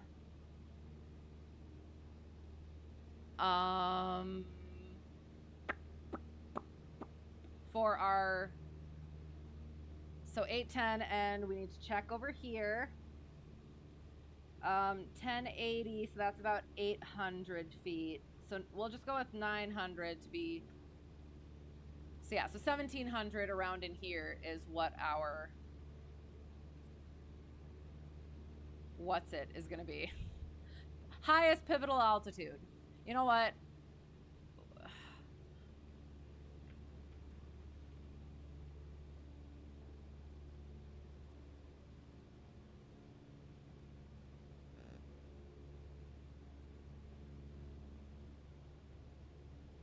Okay, so I'm looking at that point there, that intersection from here.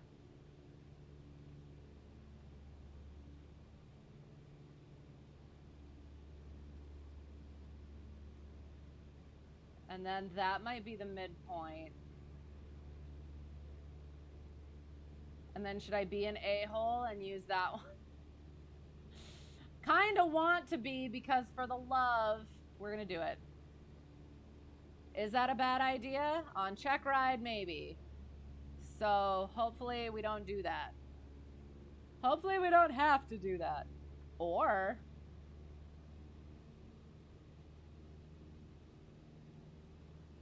1700. Okay, so 30 degrees from our line. Hello, hello. I will check that in a second. We are starting our 8 on pylons. So we are 30 degrees from our line, crossing the midpoint between our 2 points.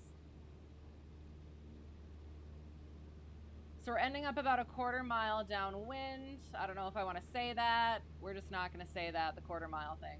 We're at our highest, we should be at our highest pivotal altitude based on ground speed.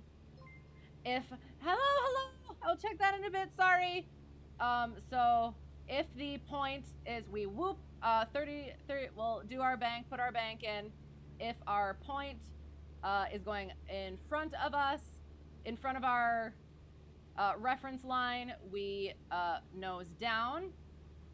If it is going behind our reference line, we then nose up. So what that is doing is as we're turning around, the wind is adjusting our ground speed, and since our ground speed is changing, our pivotal altitude is also changing. So, you know what? Okay. I will say, I had this problem last week, but in the opposite direction. We did 8s on pylons and then turns around a point. And I started doing my turns around a point like 8s on pylons. And now I'm doing my 8s on pylons like turns around a freaking point. Sorry. Anyway, okay, so now we're coming up to our highest pivotal altitude once again because we are at our highest ground speed. So we are crossing once again 30 degrees. We're at a 30-degree angle from our point, from our line. Then we boop, put our bank in. Once again, as our ground speed decreases. Hello. I will check the things. But I want to try and do this proper for a second. We're keeping our bank as it is. We're keeping our bank constant. Hello, thank you. Keeping our bank constant. And then since our point is going in front of our line, that means we are above our pivotal altitude. We have to nose down. 500. Thank you, Preflight. And then since we are now below our pivotal altitude, we bring it back, and we are coming back up to our highest pivotal altitude, highest ground speed,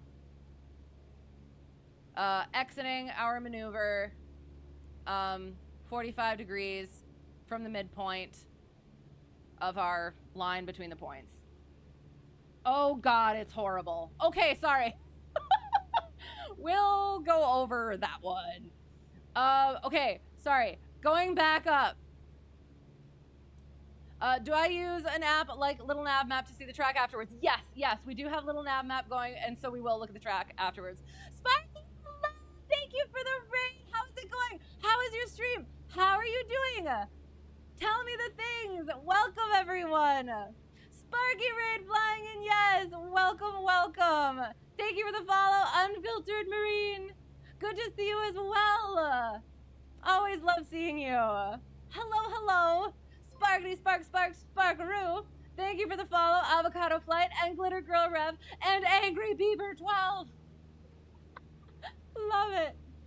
I appreciate you all. I do. I apologize. I was just trying to get through that. We spent so much time trying to find a decent enough point to actually do the turns around, or actually do the ground reference maneuvers. And I did. I had to get it done, and it was just terrible. And I will go over that. Thank you for the follow, Super Trooper 90. Okay. You want to steal the rubber ducky? Well, you can get this rubber ducky and plane for free at the WB Sim JP Logistics Discord, because that is who made it, and it is wonderful. Hello! Thank you for the follow, Captain Peel Card. I appreciate it very much. We are so okay. So I guess I'll do my whole a little bit of my spiel just because. I am a pilot in real life. I'm working on my instructor certificate right now. So disclaimer below: this is not instruction. I am not teaching anything. You are not learning anything.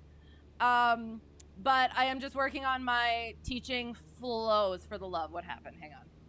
I'm working on my teaching flows.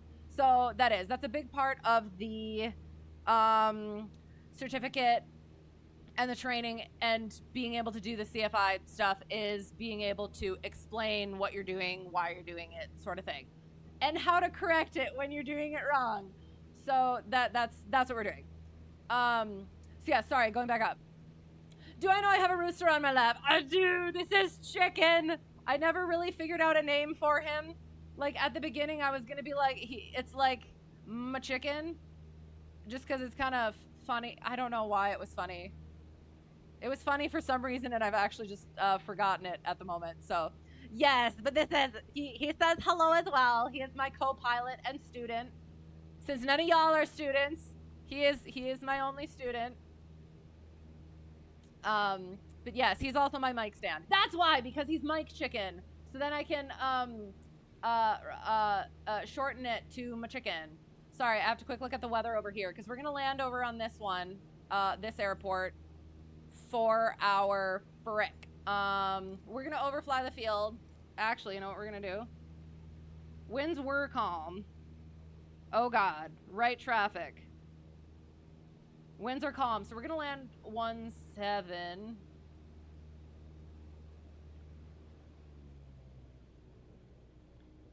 Ardmore traps. No, that's, you know what? This is a terrible idea.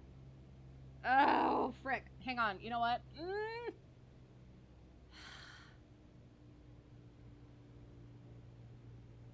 I should have, you know what?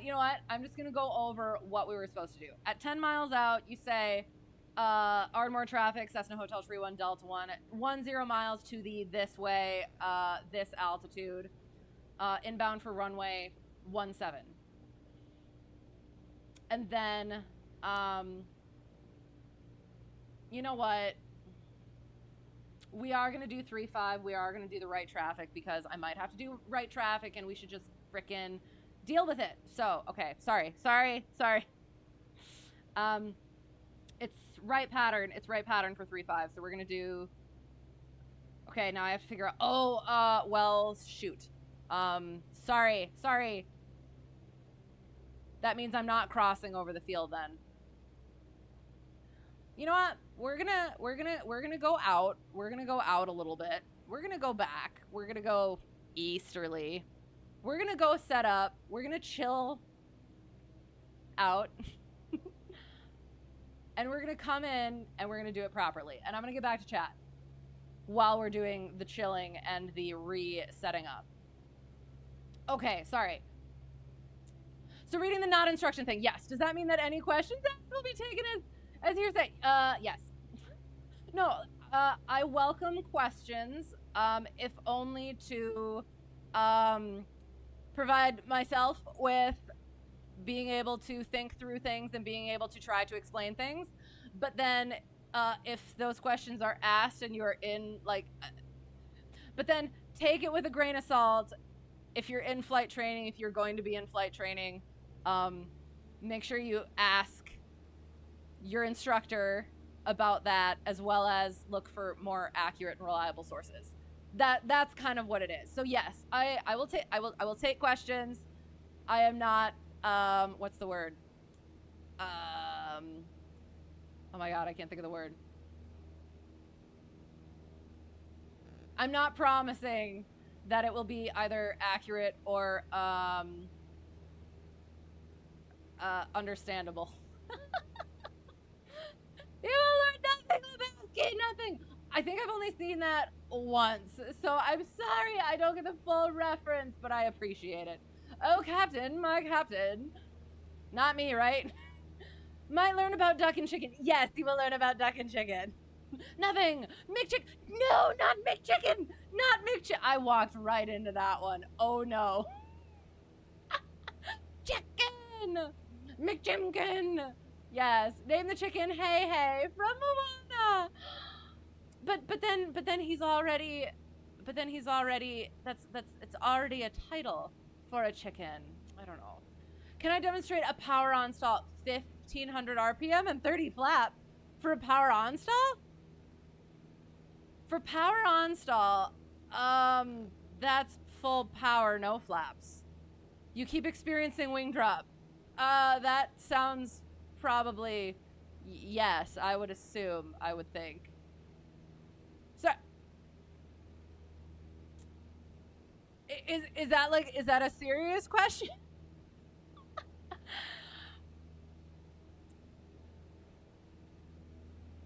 Cause again, anytime I do a power on stall, it's no flaps and full, yeah. That sounds more like a spin setting. Chicken, my chicken, yes. Well, you're not in training, but you are doing a big learn on aviation.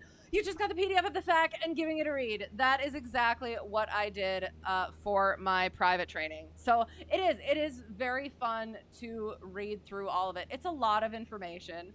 So good on you for doing that. Are you going to go into training, or you're just getting into it just because?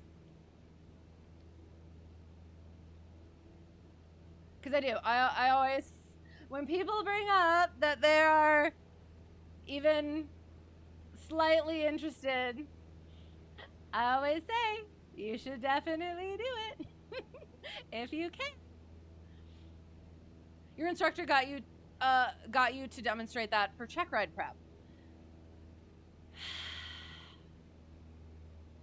1500 RPM and 3.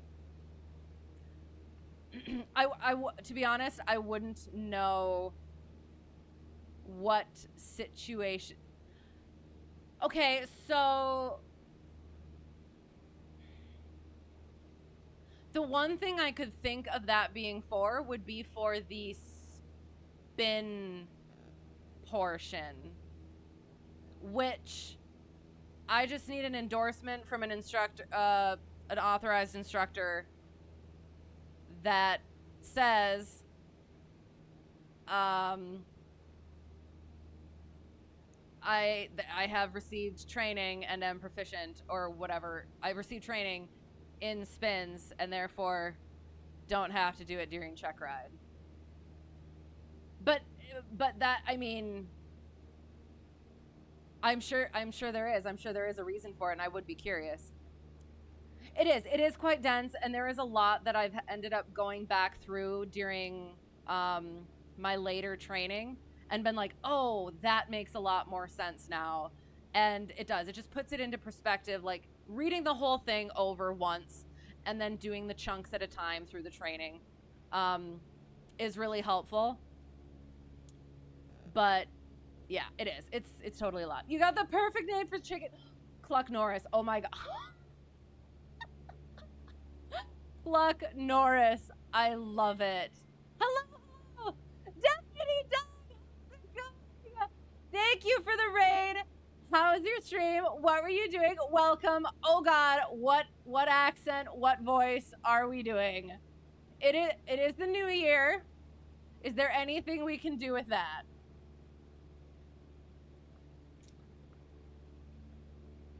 Thinking maybe part 103 to start. What is the part 103? I haven't gone into that stuff. Is that, oh god.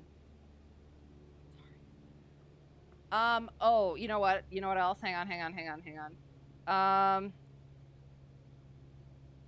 29 or 83. It's still 29 or 83, so it should be set. Oh, hang on. 845. Oh, we're going up to 1900. Sorry. Oops. You have the instructions on making an Afforda plane and thinking about doing a buy over time for parts. Ooh, okay, cool. I haven't heard of that. So that's just your own kit. And then, so the part 103 would be which thing for that, I assume. We were doing why did I do this to myself? Right traffic for 3.5. How to fly. Get dashboard rubber ducky. 2. Point plane up and go. Yes, dealer's choice. Okay, oh god. All right, you know what? It's the new year. I've been kind of saving this one. The first voice that I ever did was Stitch.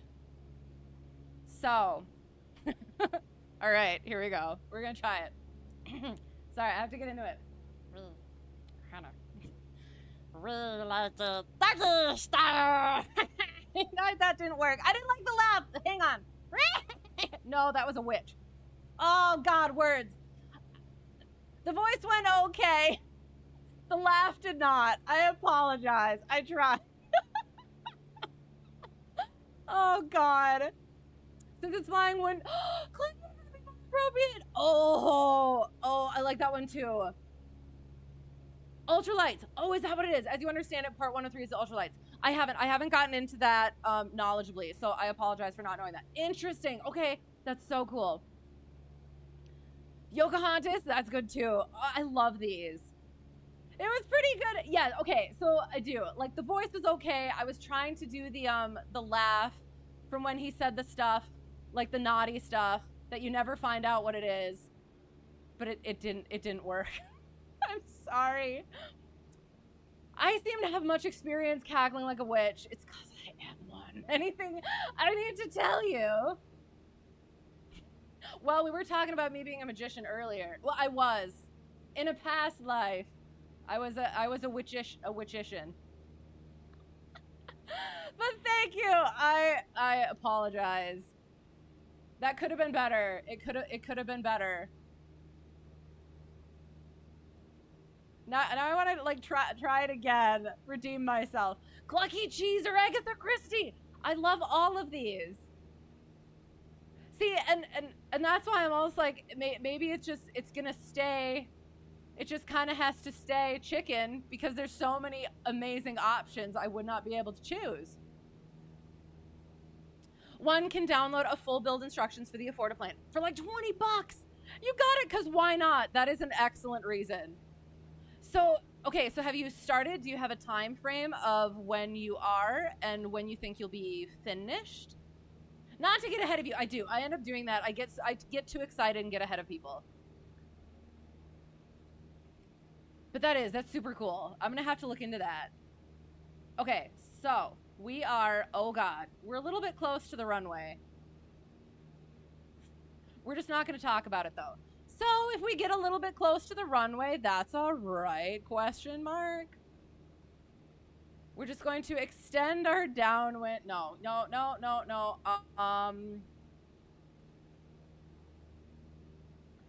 So we're at cruise. Once we get to beam the numbers, then we bring our power back to 1900.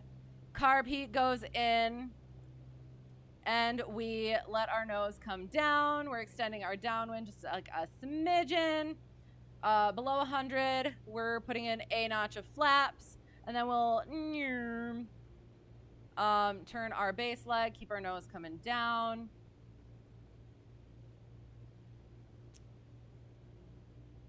So at about 45 degrees from the runway, or 200 feet lost from pattern, whichever comes first. So on our base leg, we add another notch of flaps. We scan final, make sure nobody's coming in, keep our nose coming down.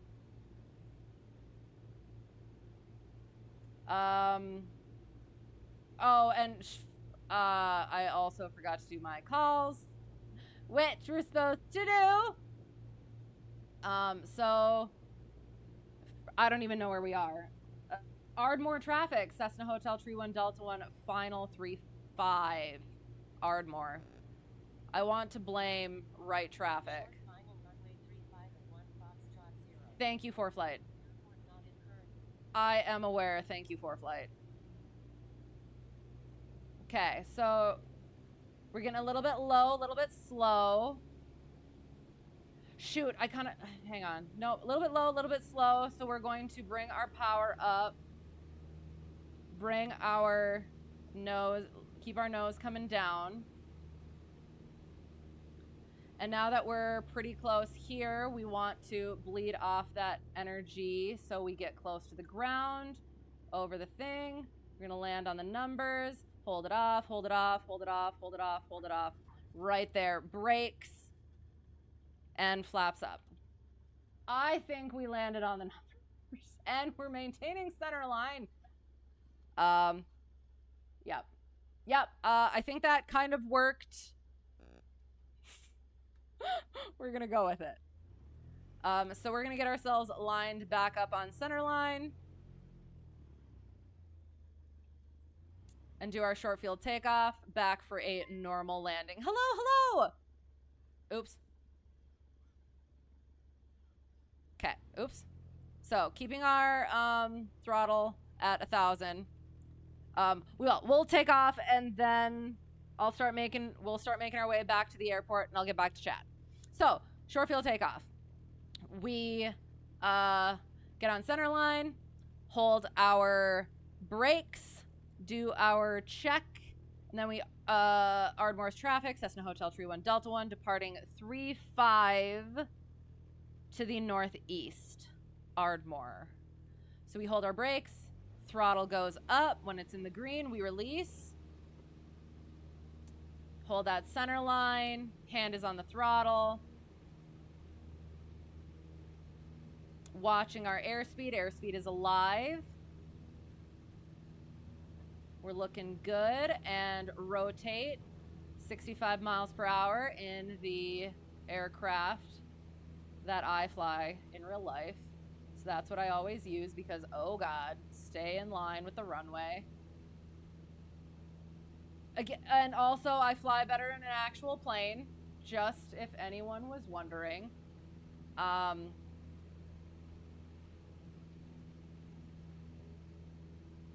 All the things are good. We're climbing. We were at 1800, so 500. We do our check. Green, green, flaps, mixture, throttle, carb, trim, fuel. And we're gonna climb out to 1,000 before our turn. Okay, sorry. Sorry if did I say thank you for the follow, Java Bean? I appreciate it. Thank you. Getting back up. You'd end up naming a nugget like that too. See, and that like they're also good. You're only like 3 days into actually learning about stuff. Okay, sounds good. I'm sorry. I get so ahead. I get so excited, and then I get ahead of people. So I apologize, but I do. I hope it's going well. I'm trying to think. Throw more stuff at you. If you're interested, the airplane flying handbook is also a good one. It's more specifically, so the FAQ is more, oh, I'm trying to remember how it went. It's like how airplanes fly among all of the other things. It's like, it's all the things. It's regulations, it's the weather, it's all those sorts of things. And then the airplane flying handbook is how to fly a plane. So it's got all of the maneuvers in there and stuff, if that's an interest at all. But yeah, I don't know what this database is for. You had to be taught how to read elevation in the transition to flight level 180 and above. How standby and hold short were different. Okay, literally all the dumb questions one could have, you've been asking because you like being detailed in your information. No, but that's the thing is, you do. You're going to have things. I still have stupid questions. Or questions that I feel like I should already know or that I've already come into contact with, but I don't have enough contact with them to have them stick properly. Or I will also say, having read through the FAQ, like I shelved things, I compartmentalized certain things that then I have to detangle when I actually get down to the nitty-gritty specifics of things, like different instrument approaches and equipment, that sort of stuff. I filed it in instrument approaches and equipment, but then I had to separate it out. Thank you, Preflight. So I guess, sorry, hang on. Ardmore Tower, Cessna Hotel Tree 1 Delta 1. 4 miles north, Ardmore downtown. With Quebec. We didn't listen to the METAR, but we're gonna imagine that that's what it is. We're gonna hope that's what it is. Inbound for landing. Inbound. I don't know. Inbound full stop. Sorry, there we go. And then they'll be like, yeah, all right, do left base 3-5. That's what we're gonna do. Or you know what? I want to do a left base 3-1. But yes, no, it is good to be detailed about that stuff because, again, like I said, I compartmentalized a lot of stuff, just shoved it onto shelves, and then now it's about organizing all of it. And that it gets a little bit frustrating at times. But then there's also times where you hear about something and you're like, oh, I remember reading about that. So it's a both sort of thing. and you got introduced to aeronautical maps and the information overload they contain, found a YouTube playlist and how to read them. They're so much fun. I actually got help with that from Charlie Foxtrot. If you guys don't know who Charlie Foxtrot is, check him out. He's amazing. He's excellent. He's incredibly knowledgeable, very helpful and entertaining. He streams. He'll be streaming tomorrow night, I believe. I hope so.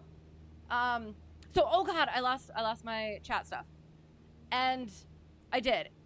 That's one of the things that I feel actually really comfortable on is the maps now, because of going over that in detail with him. So yes, that's a really good one. Did that help then? No concerns here with what? Sorry, I'm very slow. The difference between flight sim and the real thing, you can, oh God, sorry, I put the throttle in, didn't mean to. And the real thing, you can feel what the real thing is about to do. Right. There is this, I've been doing the sim stuff and streaming the sim stuff. Oh God, hang on, where are we?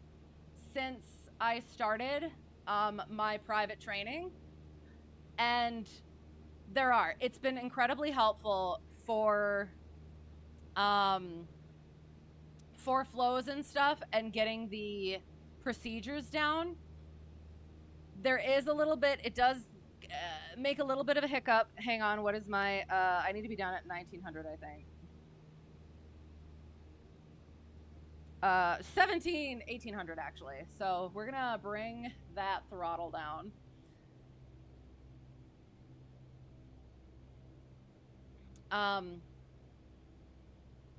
Sorry. What were we saying? But yes, it has. It's been very helpful with the procedures and kind of like going over the stuff that I learn in real life.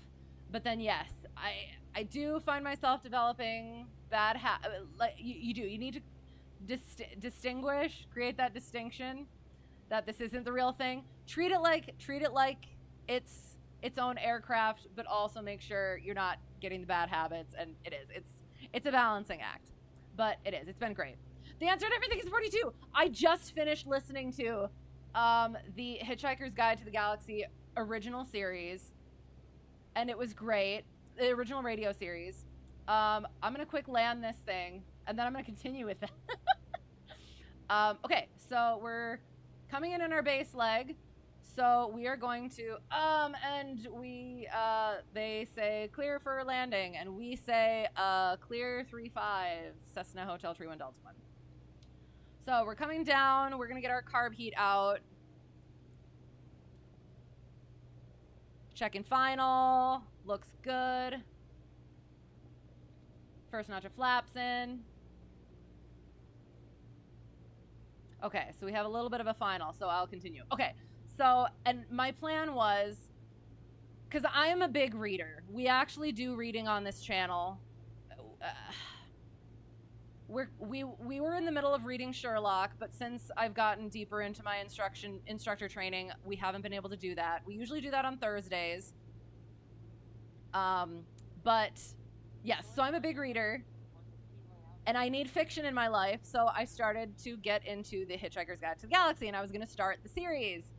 But talked to my instructor, and he reprimanded me for not having read Stick and Rudder like he told me to, and like I've been meaning to.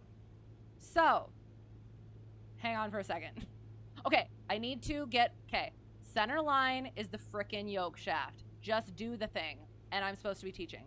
So, we're crossing the threshold, power comes out, maintaining that center line, getting close, transition our eyes to the end of the runway, bring it into the flare, use those Lindbergh references that I can't use because I'm too close, keep our flare up. We don't want to stop on the runway, so we start at our, gosh darn it, where's my frick? Hang on, sorry. We're gonna do this the old-fashioned way and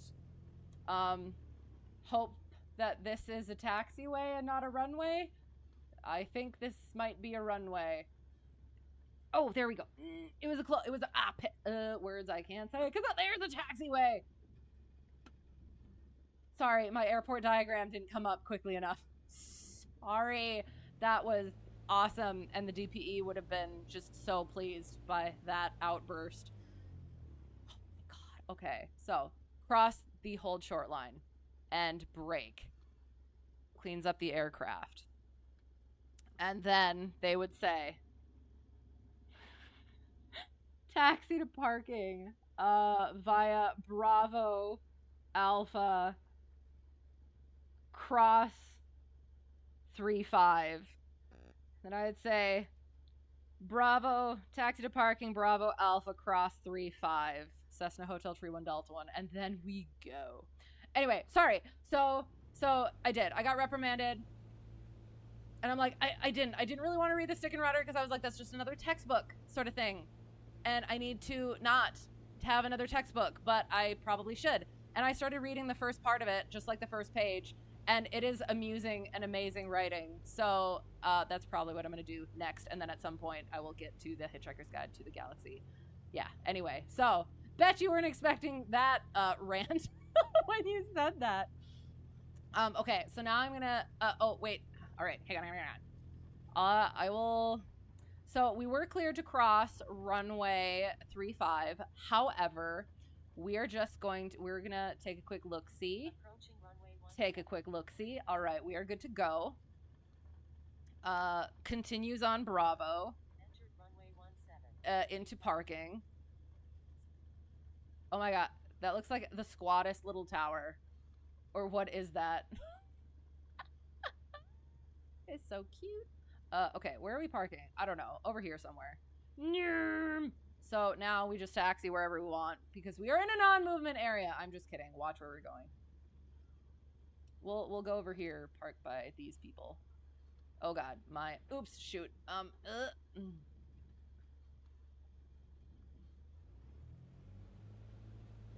Parking normally, like normal people do. Okay, whoosh, there, parked. Recheck, all the things are good. Trim for takeoff. Landing light goes off. It's steering the day, so it's okay. Nobody got blinded. Off, go, off, out, boop, boop, boop, and then mixture.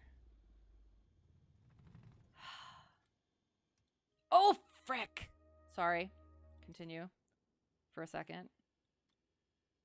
Continue that. Then do that, and then do this, and then do this, and that,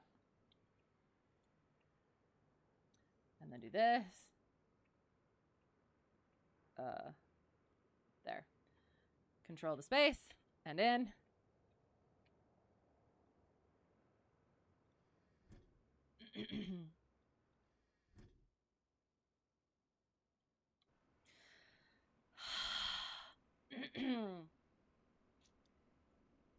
And then we make sure we do our walk around. Everything is good. And then we go inside the FBO and hopefully get our flight instructor certificate. Oh, yes. So there we go. There's that. Yay. We did the thing. We did the thing. I don't know. Okay. It's not as late as usual, so that's nice. We will go out to the lobby so you can have some pretty music and I can think.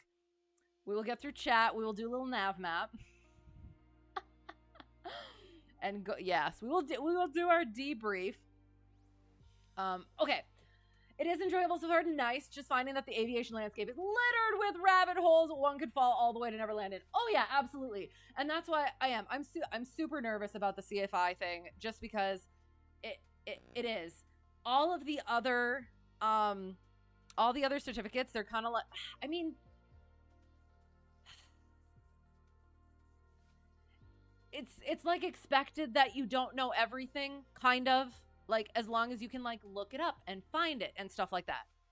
But for this one, you kind of do need to know everything and be able to express that in a way that is understandable to other people, especially people who don't know the things in this arena.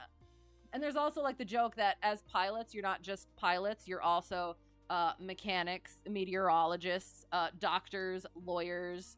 What's the other one? There was another one that I thought of, but yeah, because it's just all the different areas that you need to have like at least some level of knowledge in. And as you continue through it, a deepening level of knowledge. So yes, you're absolutely correct. No concerns with how you fly better. Oh, with IRL versus MS Pass. Okay, good. Because like it is. I fly terribly in here. And I do. I just don't want that to be an indication of how people fly in real life. So, and you just downloaded the Airplane Flying Handbook. Nice, excellent. That's a good one as well. And it does. It goes over things really well. Don't panic and always have your towel. Yes, it's so funny. I missed that sort of like sarcastic.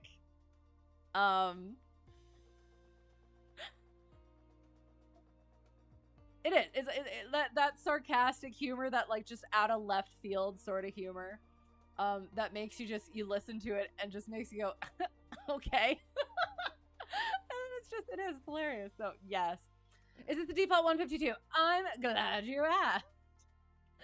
So that 152 is the WB Sim JP Logistics 152, where you can get there. You get Ducky and the iPad where you can check things, and you get circuit breaker pops, and if you leave the pitot cover off, you can get a wasp cut in it so that you have to abort your takeoff. But I love all that stuff. It's been interesting having to deal with that once in a while when I've forgotten things. And yeah, so it's got some of that real world stuff that you gotta deal with. So yeah, it's fun. Yes, JP Logistics version. So, tell you about Bernoulli's theorem. Well, hang on. So we talked a little bit earlier. Hang on. Where is it?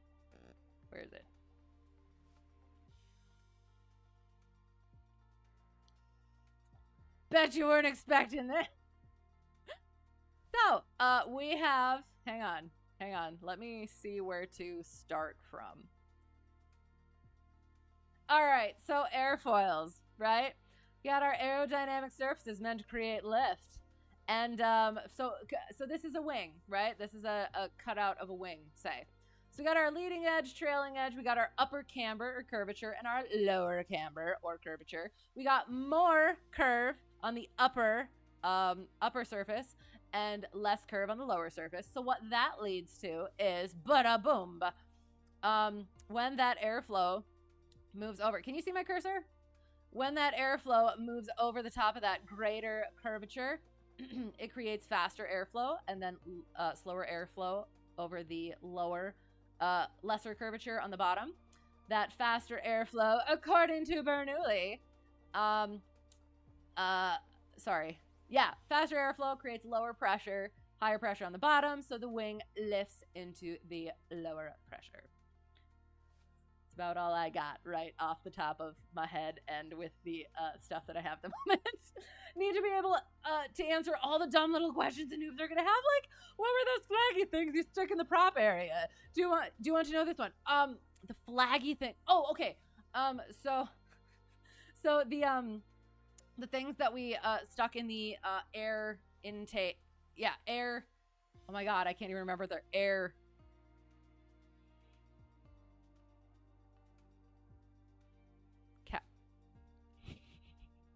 See, and this is the thing.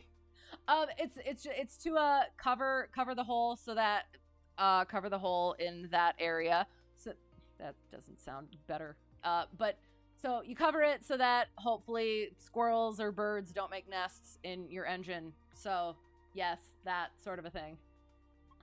Also, could be.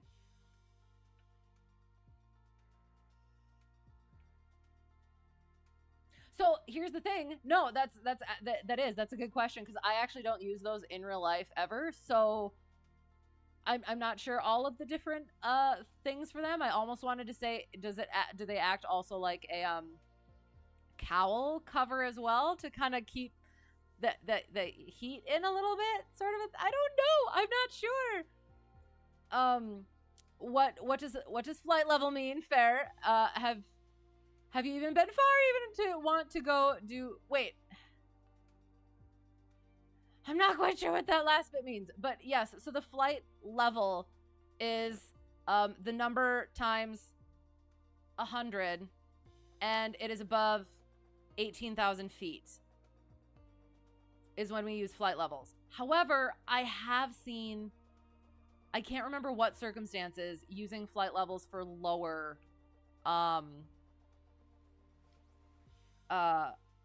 lower levels, but not, I don't know. I don't think it's like an official thing though. Ha! You earned it, backfired on you spectacularly. No, it made me, it put me into a positive light, so thank you. Kind of. I don't know. Maybe it didn't make sense at all.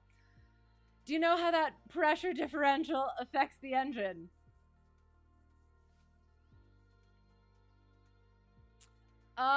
Can you elaborate on that question? Scoop. I haven't heard it like that. Now that's an awesome content. What is? 18,000 feet for North America. Oh, in Europe it's lower. Okay, and yes, I do need to remember to say that. Hi, by the way, how's it going if I didn't like fully say that? I do. I am based in the US, so all of this stuff as well, that's also why, not an instructor, things are different in different parts of the world. So yes, and I don't know how all the things work in other areas. In the US, it's above 18,000. In the UK, it's like 5,000. In New Zealand, you have the transition layer from 13,000 to 15,000. So, can I ask why the 13,000 and 15,000? There's a reason. There's a reason for the 18,000 feet here. I don't know it. I will admit that.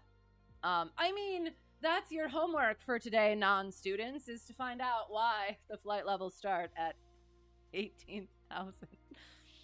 I was gonna say it has something to do with the mountains, but I feel like that might be the...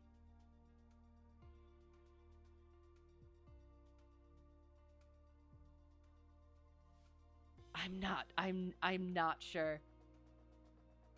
It's something. Flight level in EU is typically 5,000 or as assigned by ATC. And then why is it 5,000 there? Last one was a jokey mean thing, but an example of a dumb question that could that could be encountered. Okay, sounds good. Well, and that's the thing. I talked about this with my instructor too, because I can remember specific times. I'll give a specific example. When I first started training, I was going to go do some solo practice, and there was an air met for icing, and I was so worried about this air met for icing, and I was texting my instructor, and I was like, I don't know, I'm probably not going to go because there's an air met for icing, and he's like, well, it's going to be fine though. You're like, what are the ceilings? And I was like, well, they're like 8,000. And he's like, okay. And I was like, but there's still an air met for icing. And he's like, but are you going to be in the clouds? And I was like, oh, okay. It was there's so many of those moments where it's just complete facepalm moment, even up to now. So I can be like, I have been there. I understand that. But also it is, I do recognize that it's also frustrating not being able to find the right words that get the point across. And it's not even the student's fault. It's like, I am not saying the right thing. I am not explaining it correctly. And that is frustrating for me, that I hope that doesn't come out when trying to explain things to students. So that's a whole other thing. It's not just the knowledge. It is that FOI stuff, the fundamentals of instructing, being able to communicate things properly, understand what your student needs, how things are coming across to them, and if you need to change something up. And yeah, it is. It's a lot in all sorts of different things.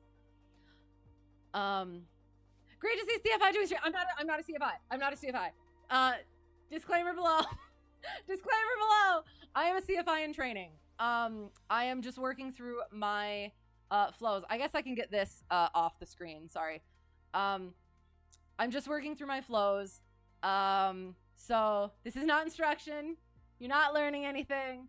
I'm not teaching anything.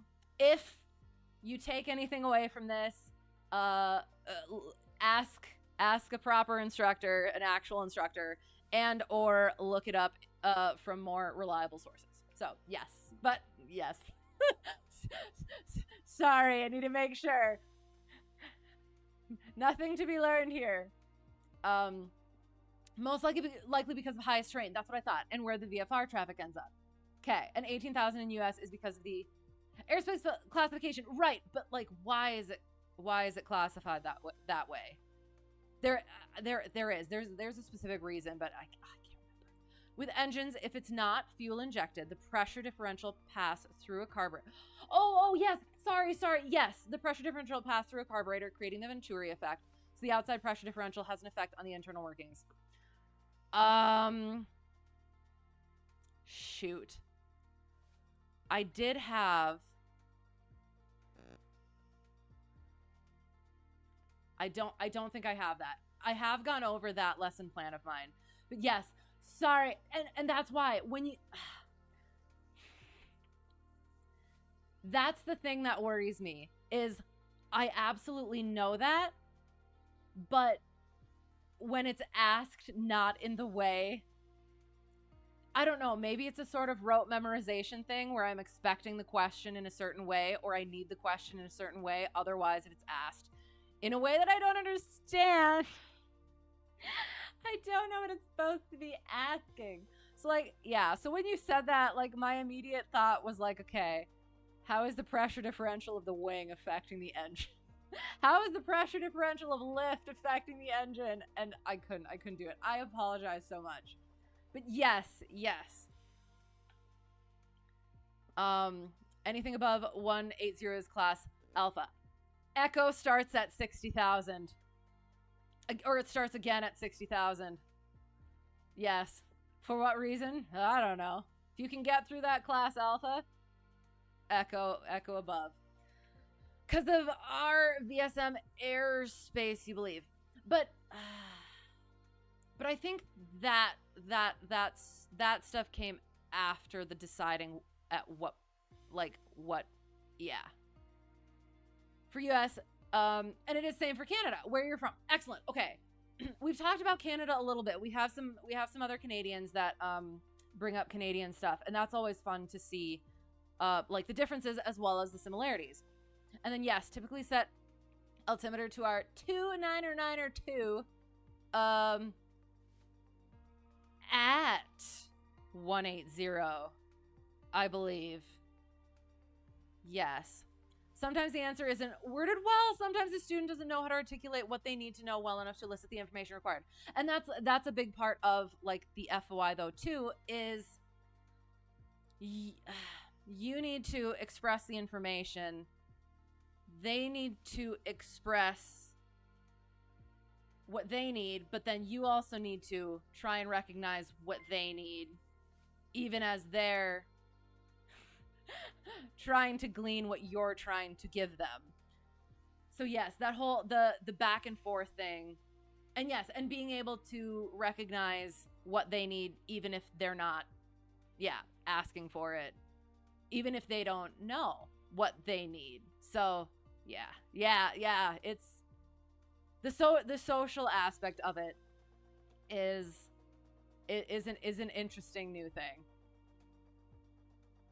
True in all areas, sometimes people just don't know what they actually want to know. Fair. And cannot articulate that well, right. And being a teacher of any sort involves a lot of translation. And I love that wording of it, because that's all language is the transfer of ideas.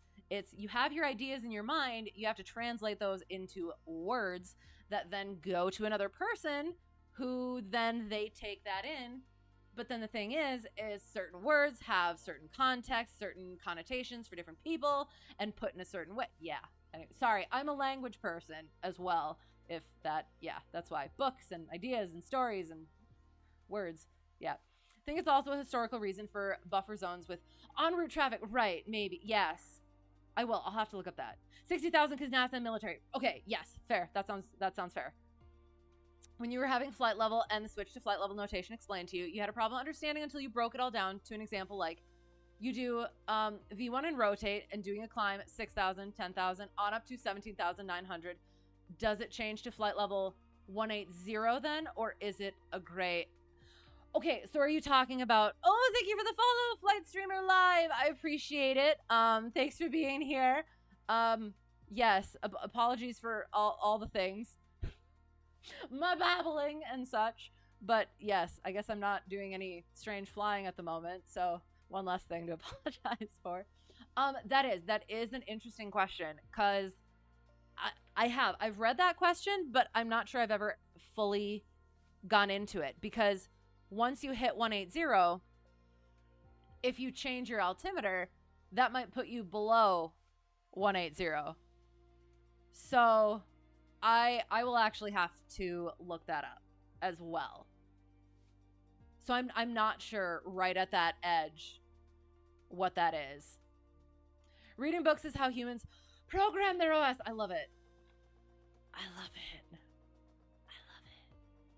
But then that's the thing. Like I did a lot of reading as a child, so I'm one of those who I mispronounced words quite a bit, and still do to some degree because I read them and didn't hear them out loud. Epitome instead of epitome, determined instead of determined, that sort of a thing.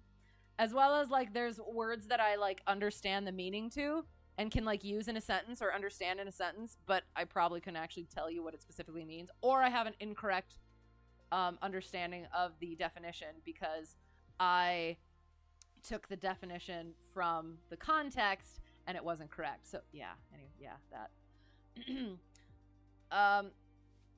And you got the answer you're looking for asking that way. Share. Because yeah, if I actually got the answer, I can't remember what it is at the moment. Does the US have a transition layer? I don't think so. Here, when you get to 13,000 on a climb, you transition to standard.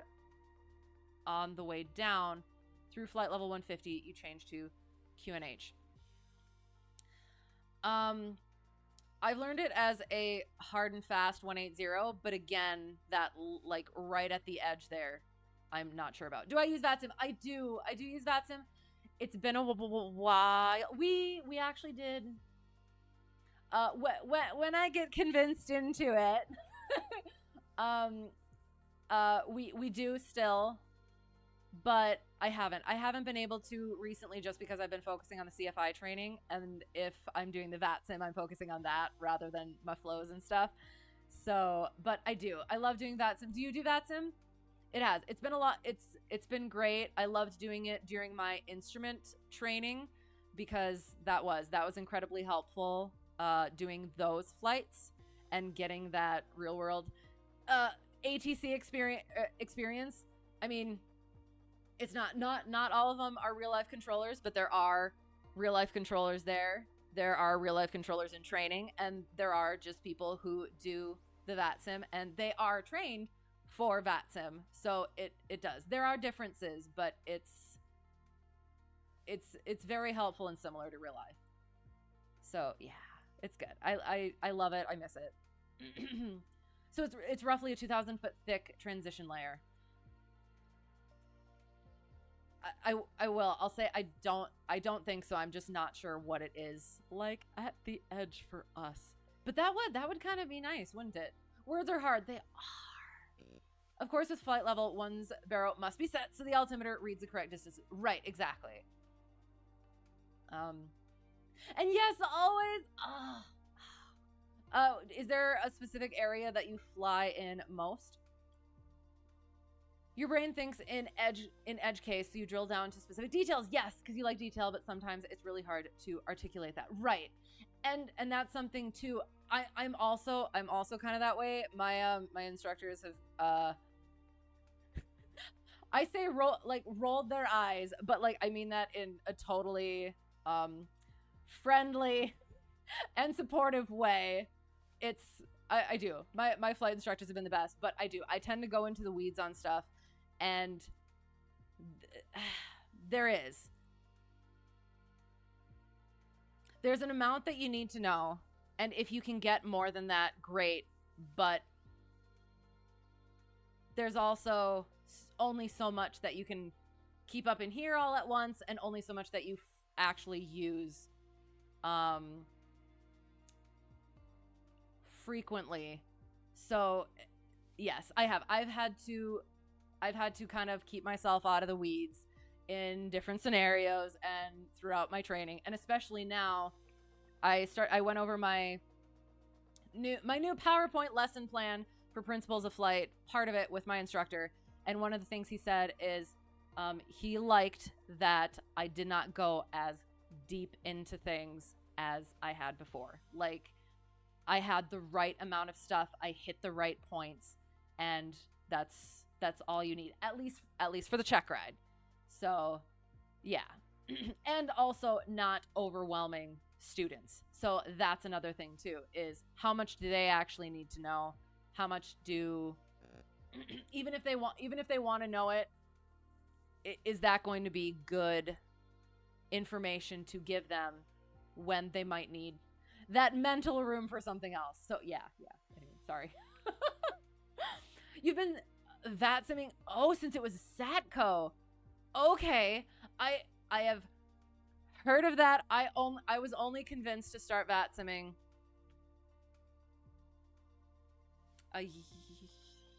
within like I want to say like around a year or two. Oh gosh, when I was in instrument training, so at least a year and a half to 2 years. So interesting. And I assume it's changed a bit since then. Usually during events, so all over the world. Oh, depending on the event. And you also stream. Nice. Okay. I've never done an event yet. I'm still nervous about, like, I am. I'm a big baby when it comes to ATC. That sim has really helped. But I'm still, there's still so many things that could creep up on me. So I'll have to get into that at some point. Honestly, been doing the airliner thing. Sparky has you getting more and more interested in GA. Yes, go Sparky. GA is great. GA is so much fun. The low and slow, the sights, and yeah, just really being in touch with the plane itself as well as your surroundings, because you're like that much closer to everything. So definitely get more into the GA. Love that turn of the phrase, lost in the weeds, in the weed zone. I love that. Ooh. I like that a lot. The weed zone.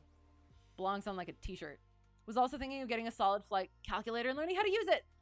So like E6B.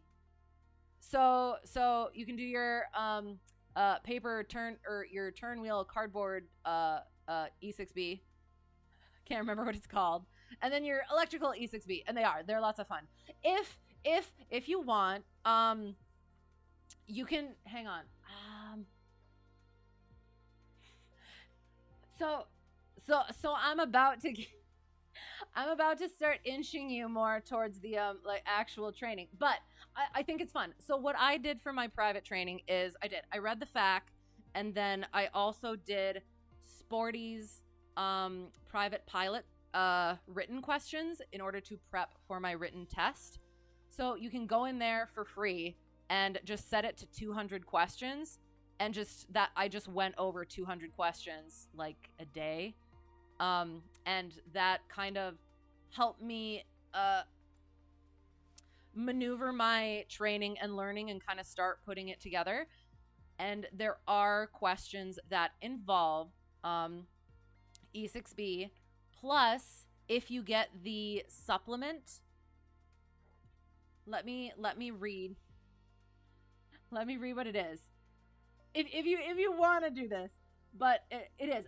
I miss doing that. That was a really fun part of my life, to be honest, was starting that training and just going over these questions and learning this stuff. So there's a supplemental book that you get for the written test. Shoot, I don't know. Do I have it in here? Come on. Oh, shoot. Shoot.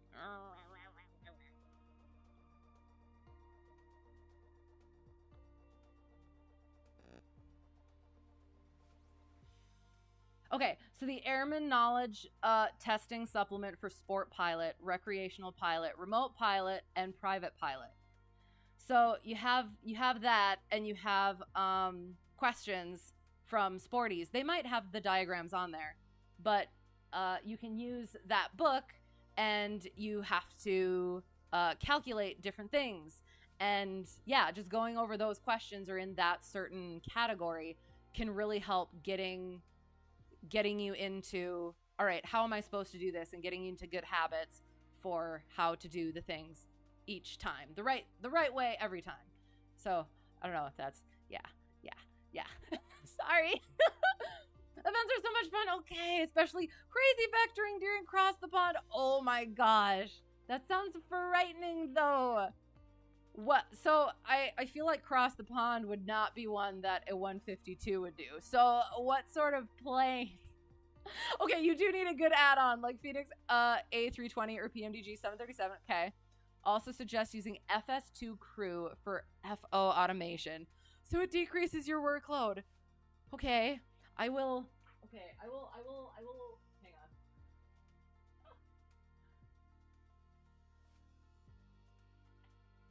All right, I have put it into my browser to look up. But okay, I have not done any of the airliner stuff, so yes, I wouldn't even know where to start. Magenta line follower, no. A little bit. Whiz wheel, yes, the whiz wheel. Sorry, yes, and the E6B calculator. It's a lot of fun. Sporty E6B, that's the one I have. Yes, agree, concur. Is E6B the proper name for the flight calculator? Yes, or is it a type?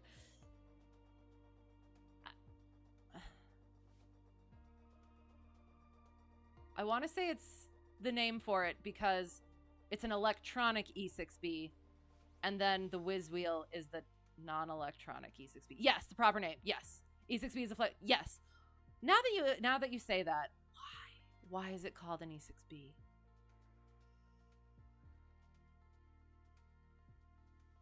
And yes, the old one is called a whiz wheel. Yes. I know how to do the wind one.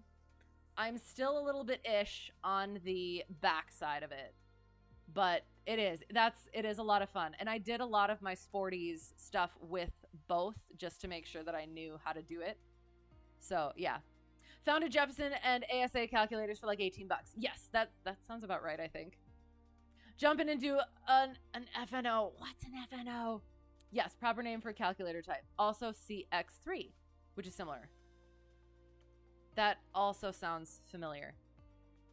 But I'm trying to think, is the CX3... I know for the written tests, you can only use certain calculators. So I don't know if that is an issue for that one at all. But yeah. Okay, sorry. We'll throw a little nav map up there.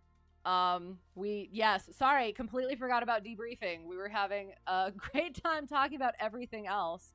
So, getting our debriefing. How do I do this again? I have forgotten. Oh, you know what else? Okay, hang on. First, let's go over, I think. Yes.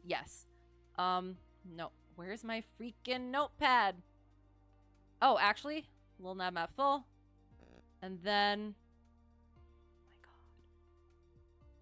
Oh, it's already up. Oh, okay. All right, hang on. I'm not going to be able to see chat for a little bit once I put my notepad up, but... Oh, FNO Friday Night Ops. I am usually either in Charlie Foxtrot stream on Friday, or I am doing other things, but potentially, maybe at some point. that I would like to do more stuff, but I am at a point where I need to start kind of cranking at stuff now. So I don't know when I'm going to be able to do fun stuff and stuff that I would like to do. At some point I would like to do more stuff, but I'm not sure when that would be. Drop a link to the quiz I mentioned. Okay, hang on. No, not yes 40s. Yes 40s? Hang on.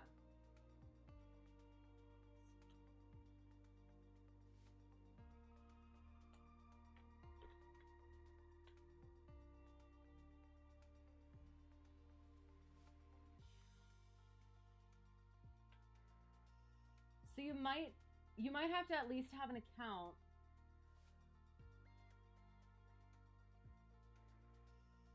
No, thank you.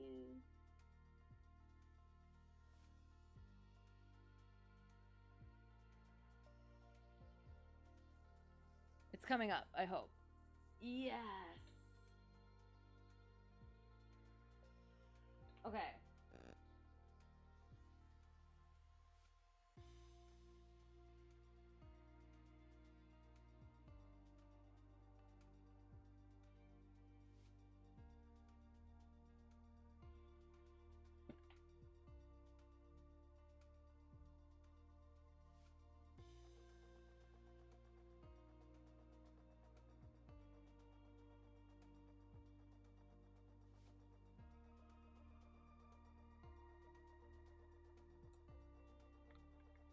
I'm pretty sure it's this one. And then if you create an account, then once you start a study session. Oh, hang on. No.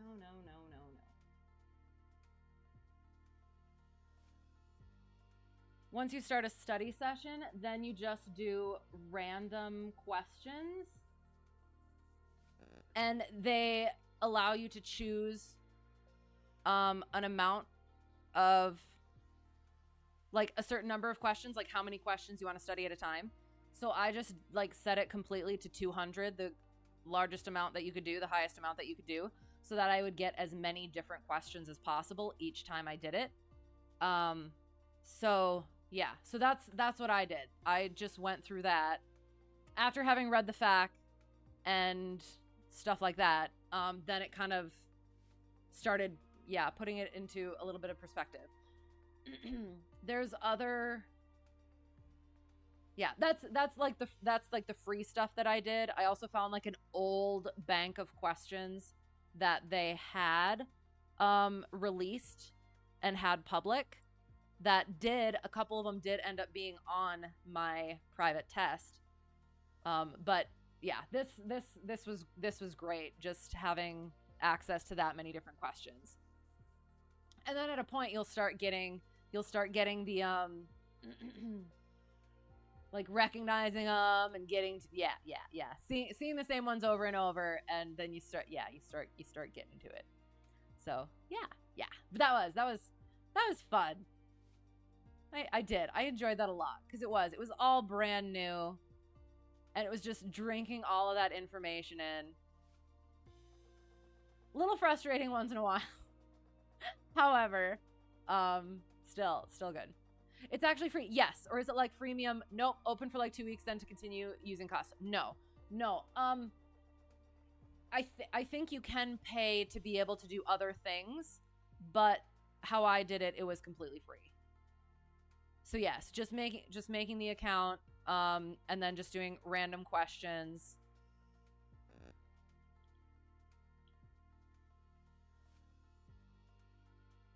And then I didn't. I think they have videos and stuff too. I don't know how much of that is free. I never did any of them. Oh, it looks like those are all free as well. So actually, on that page, there's also video training, so you can go through those as well. I never did, but I have heard very good things. So yes, Google, yes, we'll give you a solid start point of stuff you should know. Yes, for the test. Yes, that will. That's and I do. A lot of this stuff is free. I'm a big free person. So I did. I tried to do it as cheaply as possible. So yeah. That'll be fun. That'll be fun.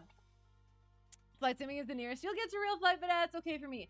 Honestly, like I've heard that from other people as well, and it does scratch that itch. I would say. I would also suggest as well. I bet like you could go find a little airport, go talk to people, and just be like, hey, would I be able to get like either a discovery flight, or sometimes they have rides at certain places. So yeah, just go hang out at an airport and talk to people, and you might get in a plane. So, are there more than 200 total questions? Yes, there is a gigantic bank of questions. They only allow you to go through 200 at a time. So yes, so that's why with that you see you're most likely to see the greatest amount of different questions is how I thought about it. A color thing for you, okay? I thought I'm sure that you've already like gone over this, but I thought that there was a thing where that's not always an issue. I don't know for sure though, but yeah.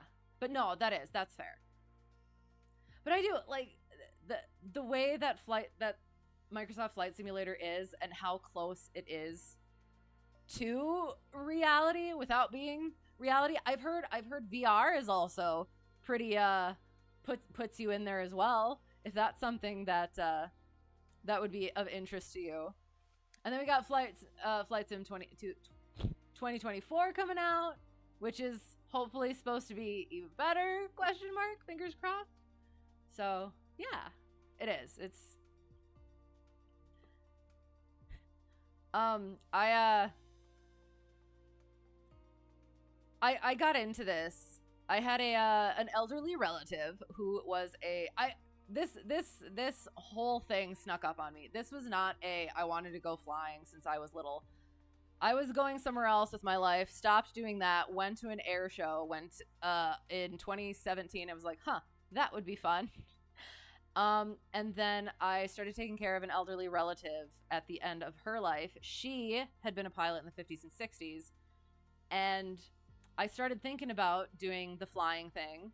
And when we were taking care of her, I ended up getting Flight Simulator. I had heard about it, and I was able to. One of the things was I had always wanted to get her back up into a plane. And we did Flight Sim together, and it was fun sort of kind of getting that back for her, and the way that she lit up when we were doing the flying, and when I would do barrel rolls and be unable to actually control the plane because I didn't know how at the time. There's so much opportunity and benefit from this sim that it is. I'm super grateful for it, and I'm glad that they're keeping on working on it. So yeah. Anyway, sorry, that just reminded me of that. So you need some form of color correction to see the difference between the magenta and blue. They look too similar to you. Interesting. Okay. See. Oh, okay. Interesting. So have you looked into that? What do you do for that? Awesome inspiration. It was like it. Yeah. Yeah. So I have like that sort of a connection with the sim as well. And I wish I could talk more about her. Cause she was the coolest friggin' woman. And yeah. I just don't want to dox myself, so unfortunately. The Pappy lights for you. Oh, okay. The bright light glare makes the lights look either white or red. So if there's green in there, oh, you won't see it. Okay, interesting. Dang. Okay. And you're badly red-green colorblind. Okay. Now I want to like look into that stuff and see what what options there are for that. Well, I do, but for now we do. We have the sim. Okay, I'm sorry. We are doing this. This was our. All right, what does it look like today? It looks like a derpy dog. All right, so we have a. It's got its little paws going like this. It's got its weirdo eyes. Looks like Sid the Sloth with its little ears. Then it's got its weird little tail, and there its weirdo back leg. That's perfect. Yes, derpy dog checkride. We took off from 3-5. We went southwest. We turned that way and did our clearing turn. And then our clearing turn, question mark? And then we did...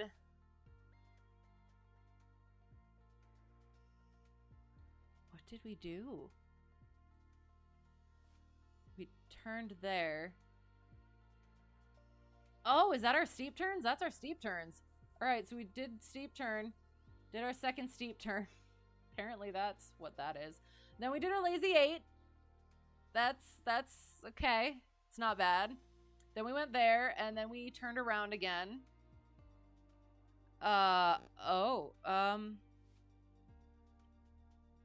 Sorry. Goes there. Goes there. Goes there. Oh, and this was our emergency landing, or simulated emergency thing, and then we turned like that to do something. I don't remember why.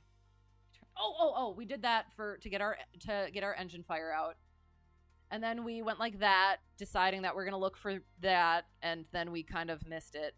So then we went to go land over here. Hopefully that was fine. So then we went this way. And then we went this way, and we were looking for spots to do our stuff. Couldn't find one. Turn around a point. It's not horrible.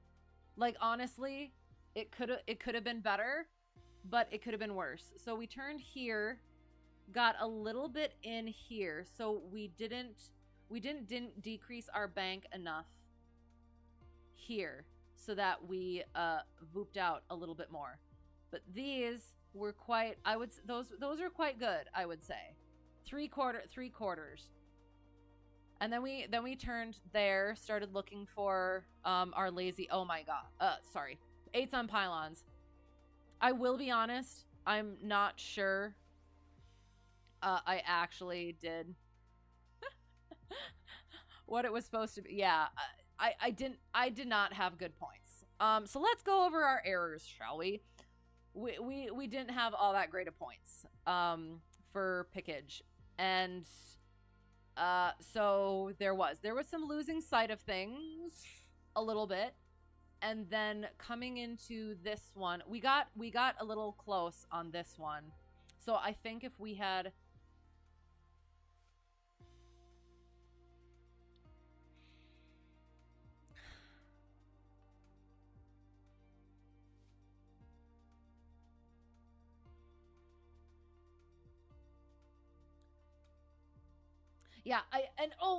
and that's, I can't remember if I said that. So I did the turns around a point first. So then the next time I was doing this sort of a thing, I was adjusting my bank rather than my pitch. So I was trying to do the 8s and pylons as turns around a point. And then last week I tried to do my turns around a point like 8s on pylons. So I really need to get better at that. So yeah, understand what maneuver I'm doing at what point and doing that.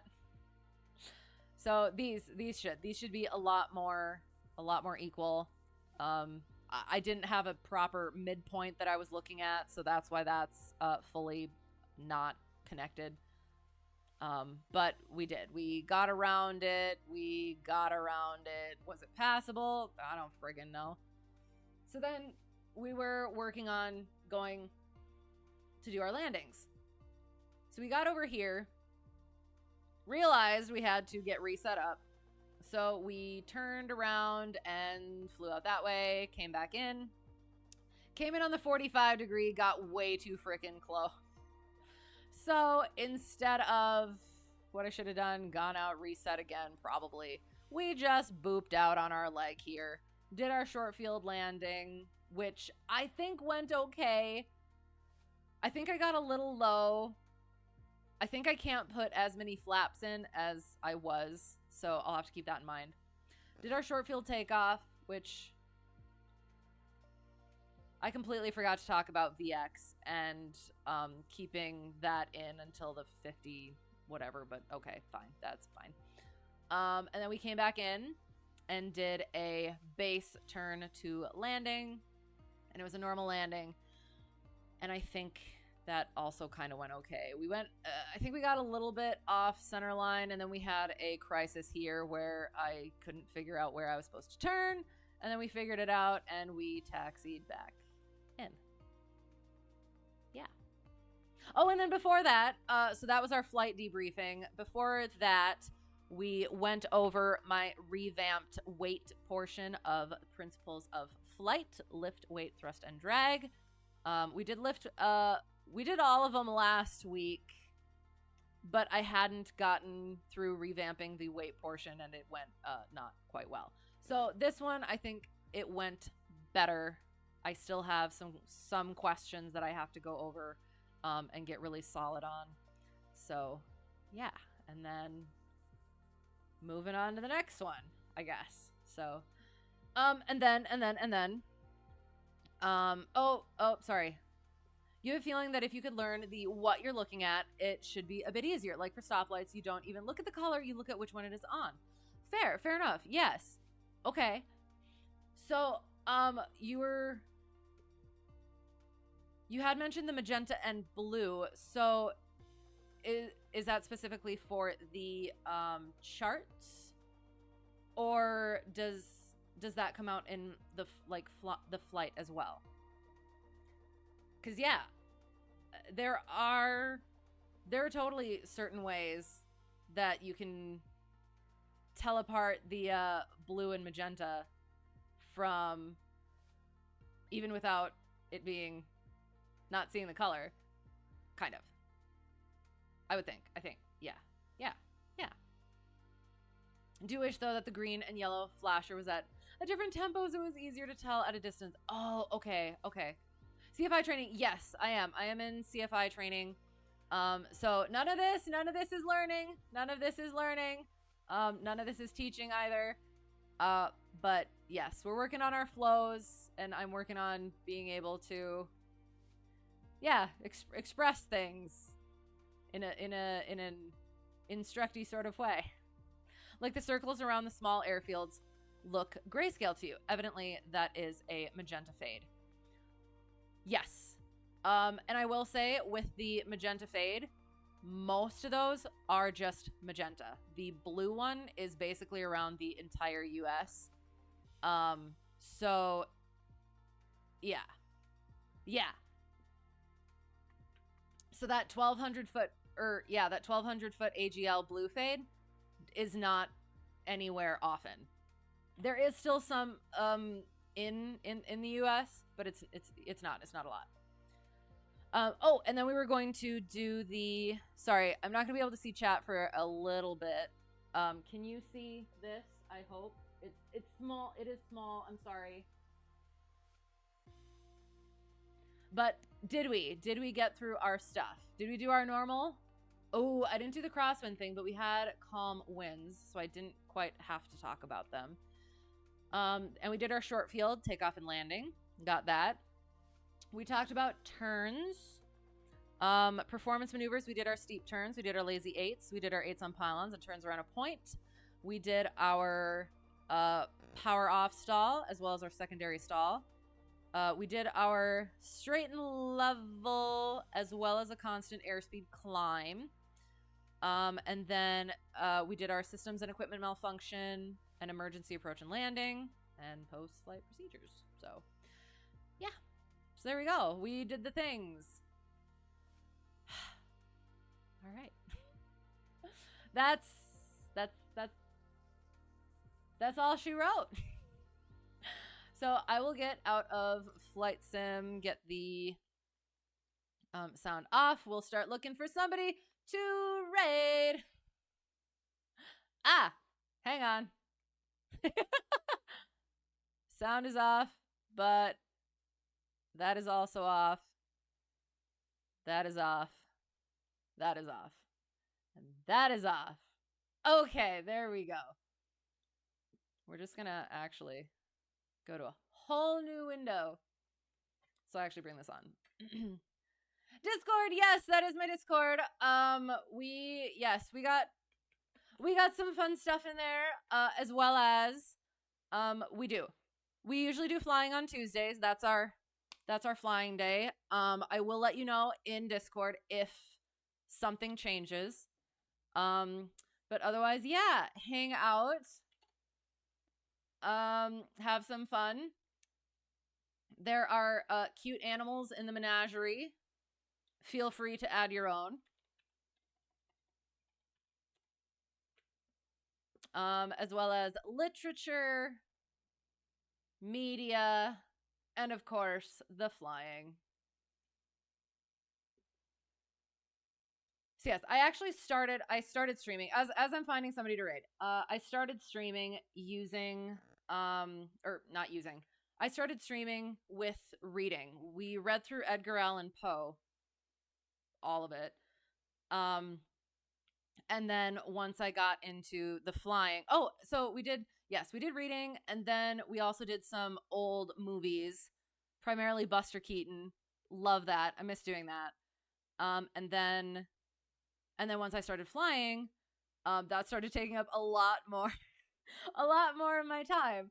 So yeah, we also do games once in a while, other sorts of games, just fun sorts of games. Usually that's on Sundays. Usually the reading or other things are on Sundays. Reading is on Thursdays. But at the moment, we're just doing the flying on Tuesdays, getting ready for Checkride. So that's that. Sorry. It's that time of the evening. All right. Where them GA.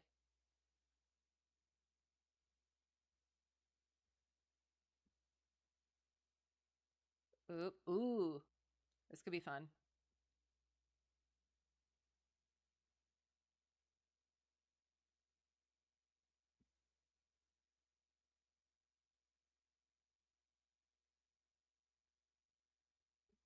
I think I got where we're going. All right. Oops, daisy.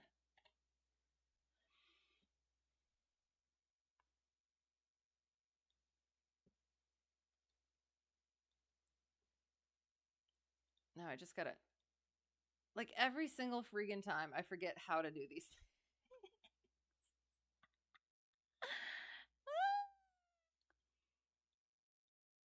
Ugh. Can finally make a folder. Folder for what? I'm trying to think. Oh gosh. I'm trying to remember. That's it. Next Tuesday, 7 p.m. Eastern. Tuesday nights in New York. Event field is KLGA. But that sounds scary.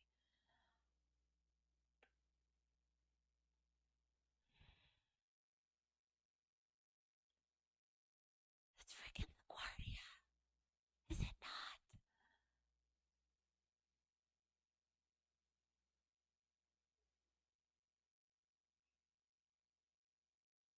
We'll see. But okay. I will keep it in mind. What do you got to do for CFI Checkride? Teach the DP. Yes, basically. So it kind of for the ground portion, it's basically yes, presenting your lesson plans. He'll ask certain questions, probably potentially. Make sure that you're hitting all the points. Make sure that you don't say anything egregiously wrong, or yeah, anything like that. And then for the flight portion, yeah, it's you're teaching while flying and or teaching while DPE is flying. And that's why That's why I'm nervous about it, is because I don't know what sort of scenario it's going to be. But then again, that's how the teaching's going to be. So you just need to be able to do it. So yeah. I have a couple of mock check rides that I want to look at to kind of get like a visual idea. I've heard stories of other people, but I'd like to get sort of like a visual idea of how it potentially goes. But yeah, we'll get there as well. Sparky and Sparky's in my Discords. Yes! So you can finally make an aviation folder. Yay! I am so what's the word? Oh god. Honored to be one of the first of the aviation folders. It is LaGuardia. That sounds scary. My number one instructor flies out of there right now. Or not out of there. He flies into there once in a while on different trips. But yeah. Oh, I'm still hang on.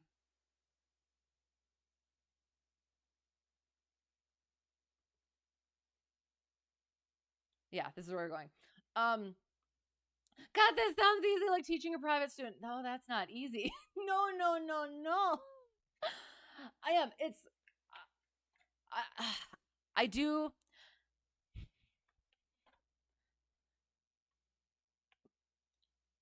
I've started to figure out what I need to do. More of the just talking through what I'm doing now and why, rather than trying to expound upon all the things that might come up in this portion, sort of a thing. So it's just right here, right now. What are we doing? Why are we doing it?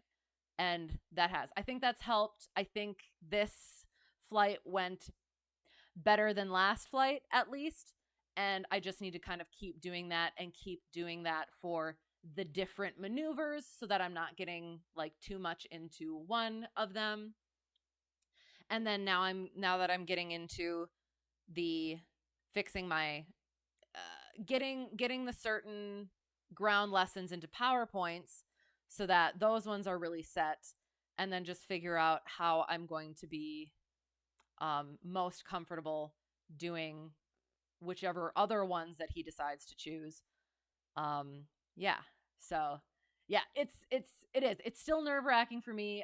I'm working on getting to a better place for it. I still need to fly from the right seat more. Weather's been ish, but we're working on it. So yes. Yeah. We'll get there. So yes, that'll be it for me. I have a raid that we're working toward. I should probably put that in here.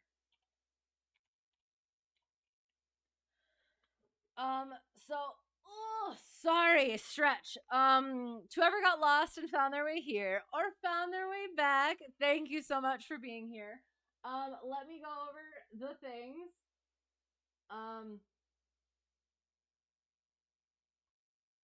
All right. So, Sim Caesar, thank you for the raid, as well as Sparky Pilot and Deputy Dog. I appreciate you guys so much. I appreciate seeing you. It's so much fun to see you. Check them out, you guys.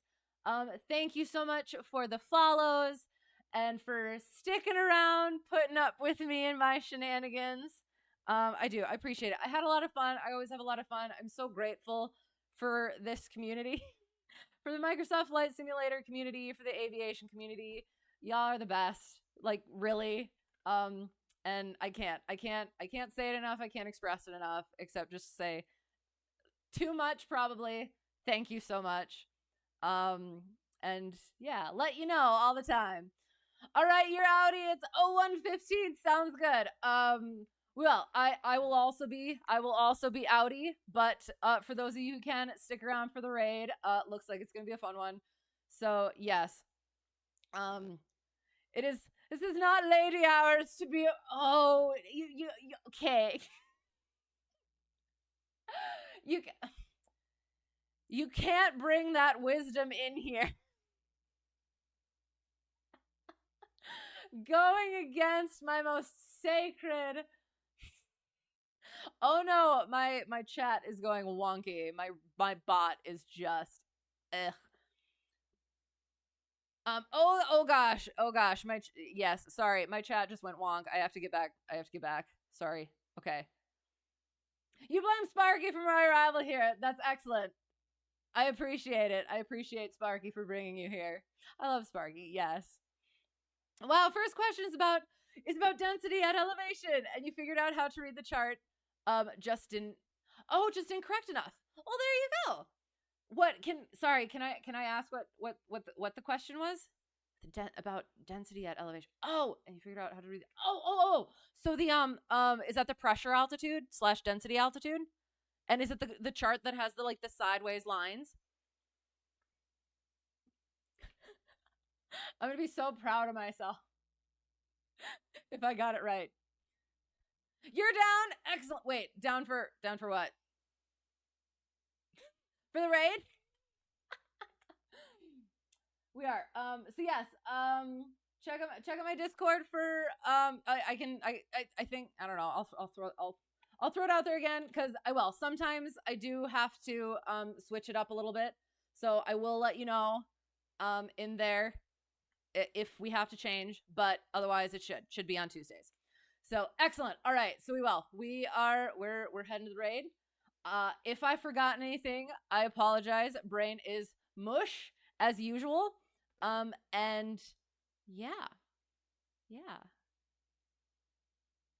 So hope to see you next time. Have a great whatever it's going to be for you.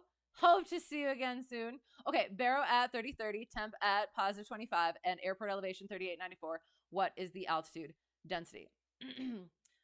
So,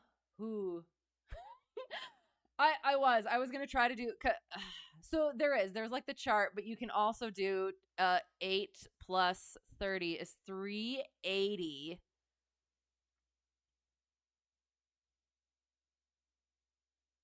Add 380 is 4274. And then at that 4274, standard temperature at sea level goes up. Oh shoot, which one is it? 2 degrees Celsius or 4.4 degrees Fahrenheit? Or goes down, sorry. So 4,000 and 4.4, 176, 170 minus 176 feet. So aroundish 4,000-ish. Wait, no, sorry. No, sorry, that was silly. 4.4 times 4,000 is 17.6 degrees. 59 and 17.6, 41 point that, and it's colder, so density altitude is going to be lower. I don't know. So you looked at the chart. Elevation had negative 380. Yep, that's what I said. Went to the diagonal line chart, went to roughly 25 Fahrenheit, and went up to the given altitude. Yep, then back down to account for the negative 380. You went to 3,000 and it was 2,000. That honestly, that's going to happen when you first start doing those, and then you'll start like recognizing, oh, I have to be really specific and really aware of those things. So yes. Interesting. Yeah. Off topic, but was going to go on a cross country, and your EGT had a 30-40 flux, so you turned back. That sounds so. Okay, can I ask, did you find out what it was? Was it a faulty gauge, or was it actually something? Before you go, can I say arriba boca, or am I supposed to say arriba? I think it's arriba boca. Go. Wait. Let's go. Mouth. What does that mean? Should I have said that? 2,200 to be precise. Okay. Yeah, and I will say some of the questions that you will find on the written tests are infuriating in that sometimes they are scored wrong, and or they can be like so precise where they could be right in the middle of two, and you just got to pick one. So yeah. But yeah, it is. I did. I had a great time going through those and learning, and it was great. It was less like a fire hose, at least at that point, and more just like drinking furiously from a hose, which is a little different. So, but yeah, it was a lot of fun. Yes, I said it right. It's an Argentinian soccer team. Arriba Boca! I hope I'm not going against anybody else, but it's fun to say. So, yes. All right. Sounds good. That is where we're at. I have to go to bed. It's been so much fun talking to you guys, meeting you guys, seeing you guys again. So, yes, have fun in the raid. Until next time, have a great whatever it's going to be for you, and all the good things. So, thank you so much, and bye.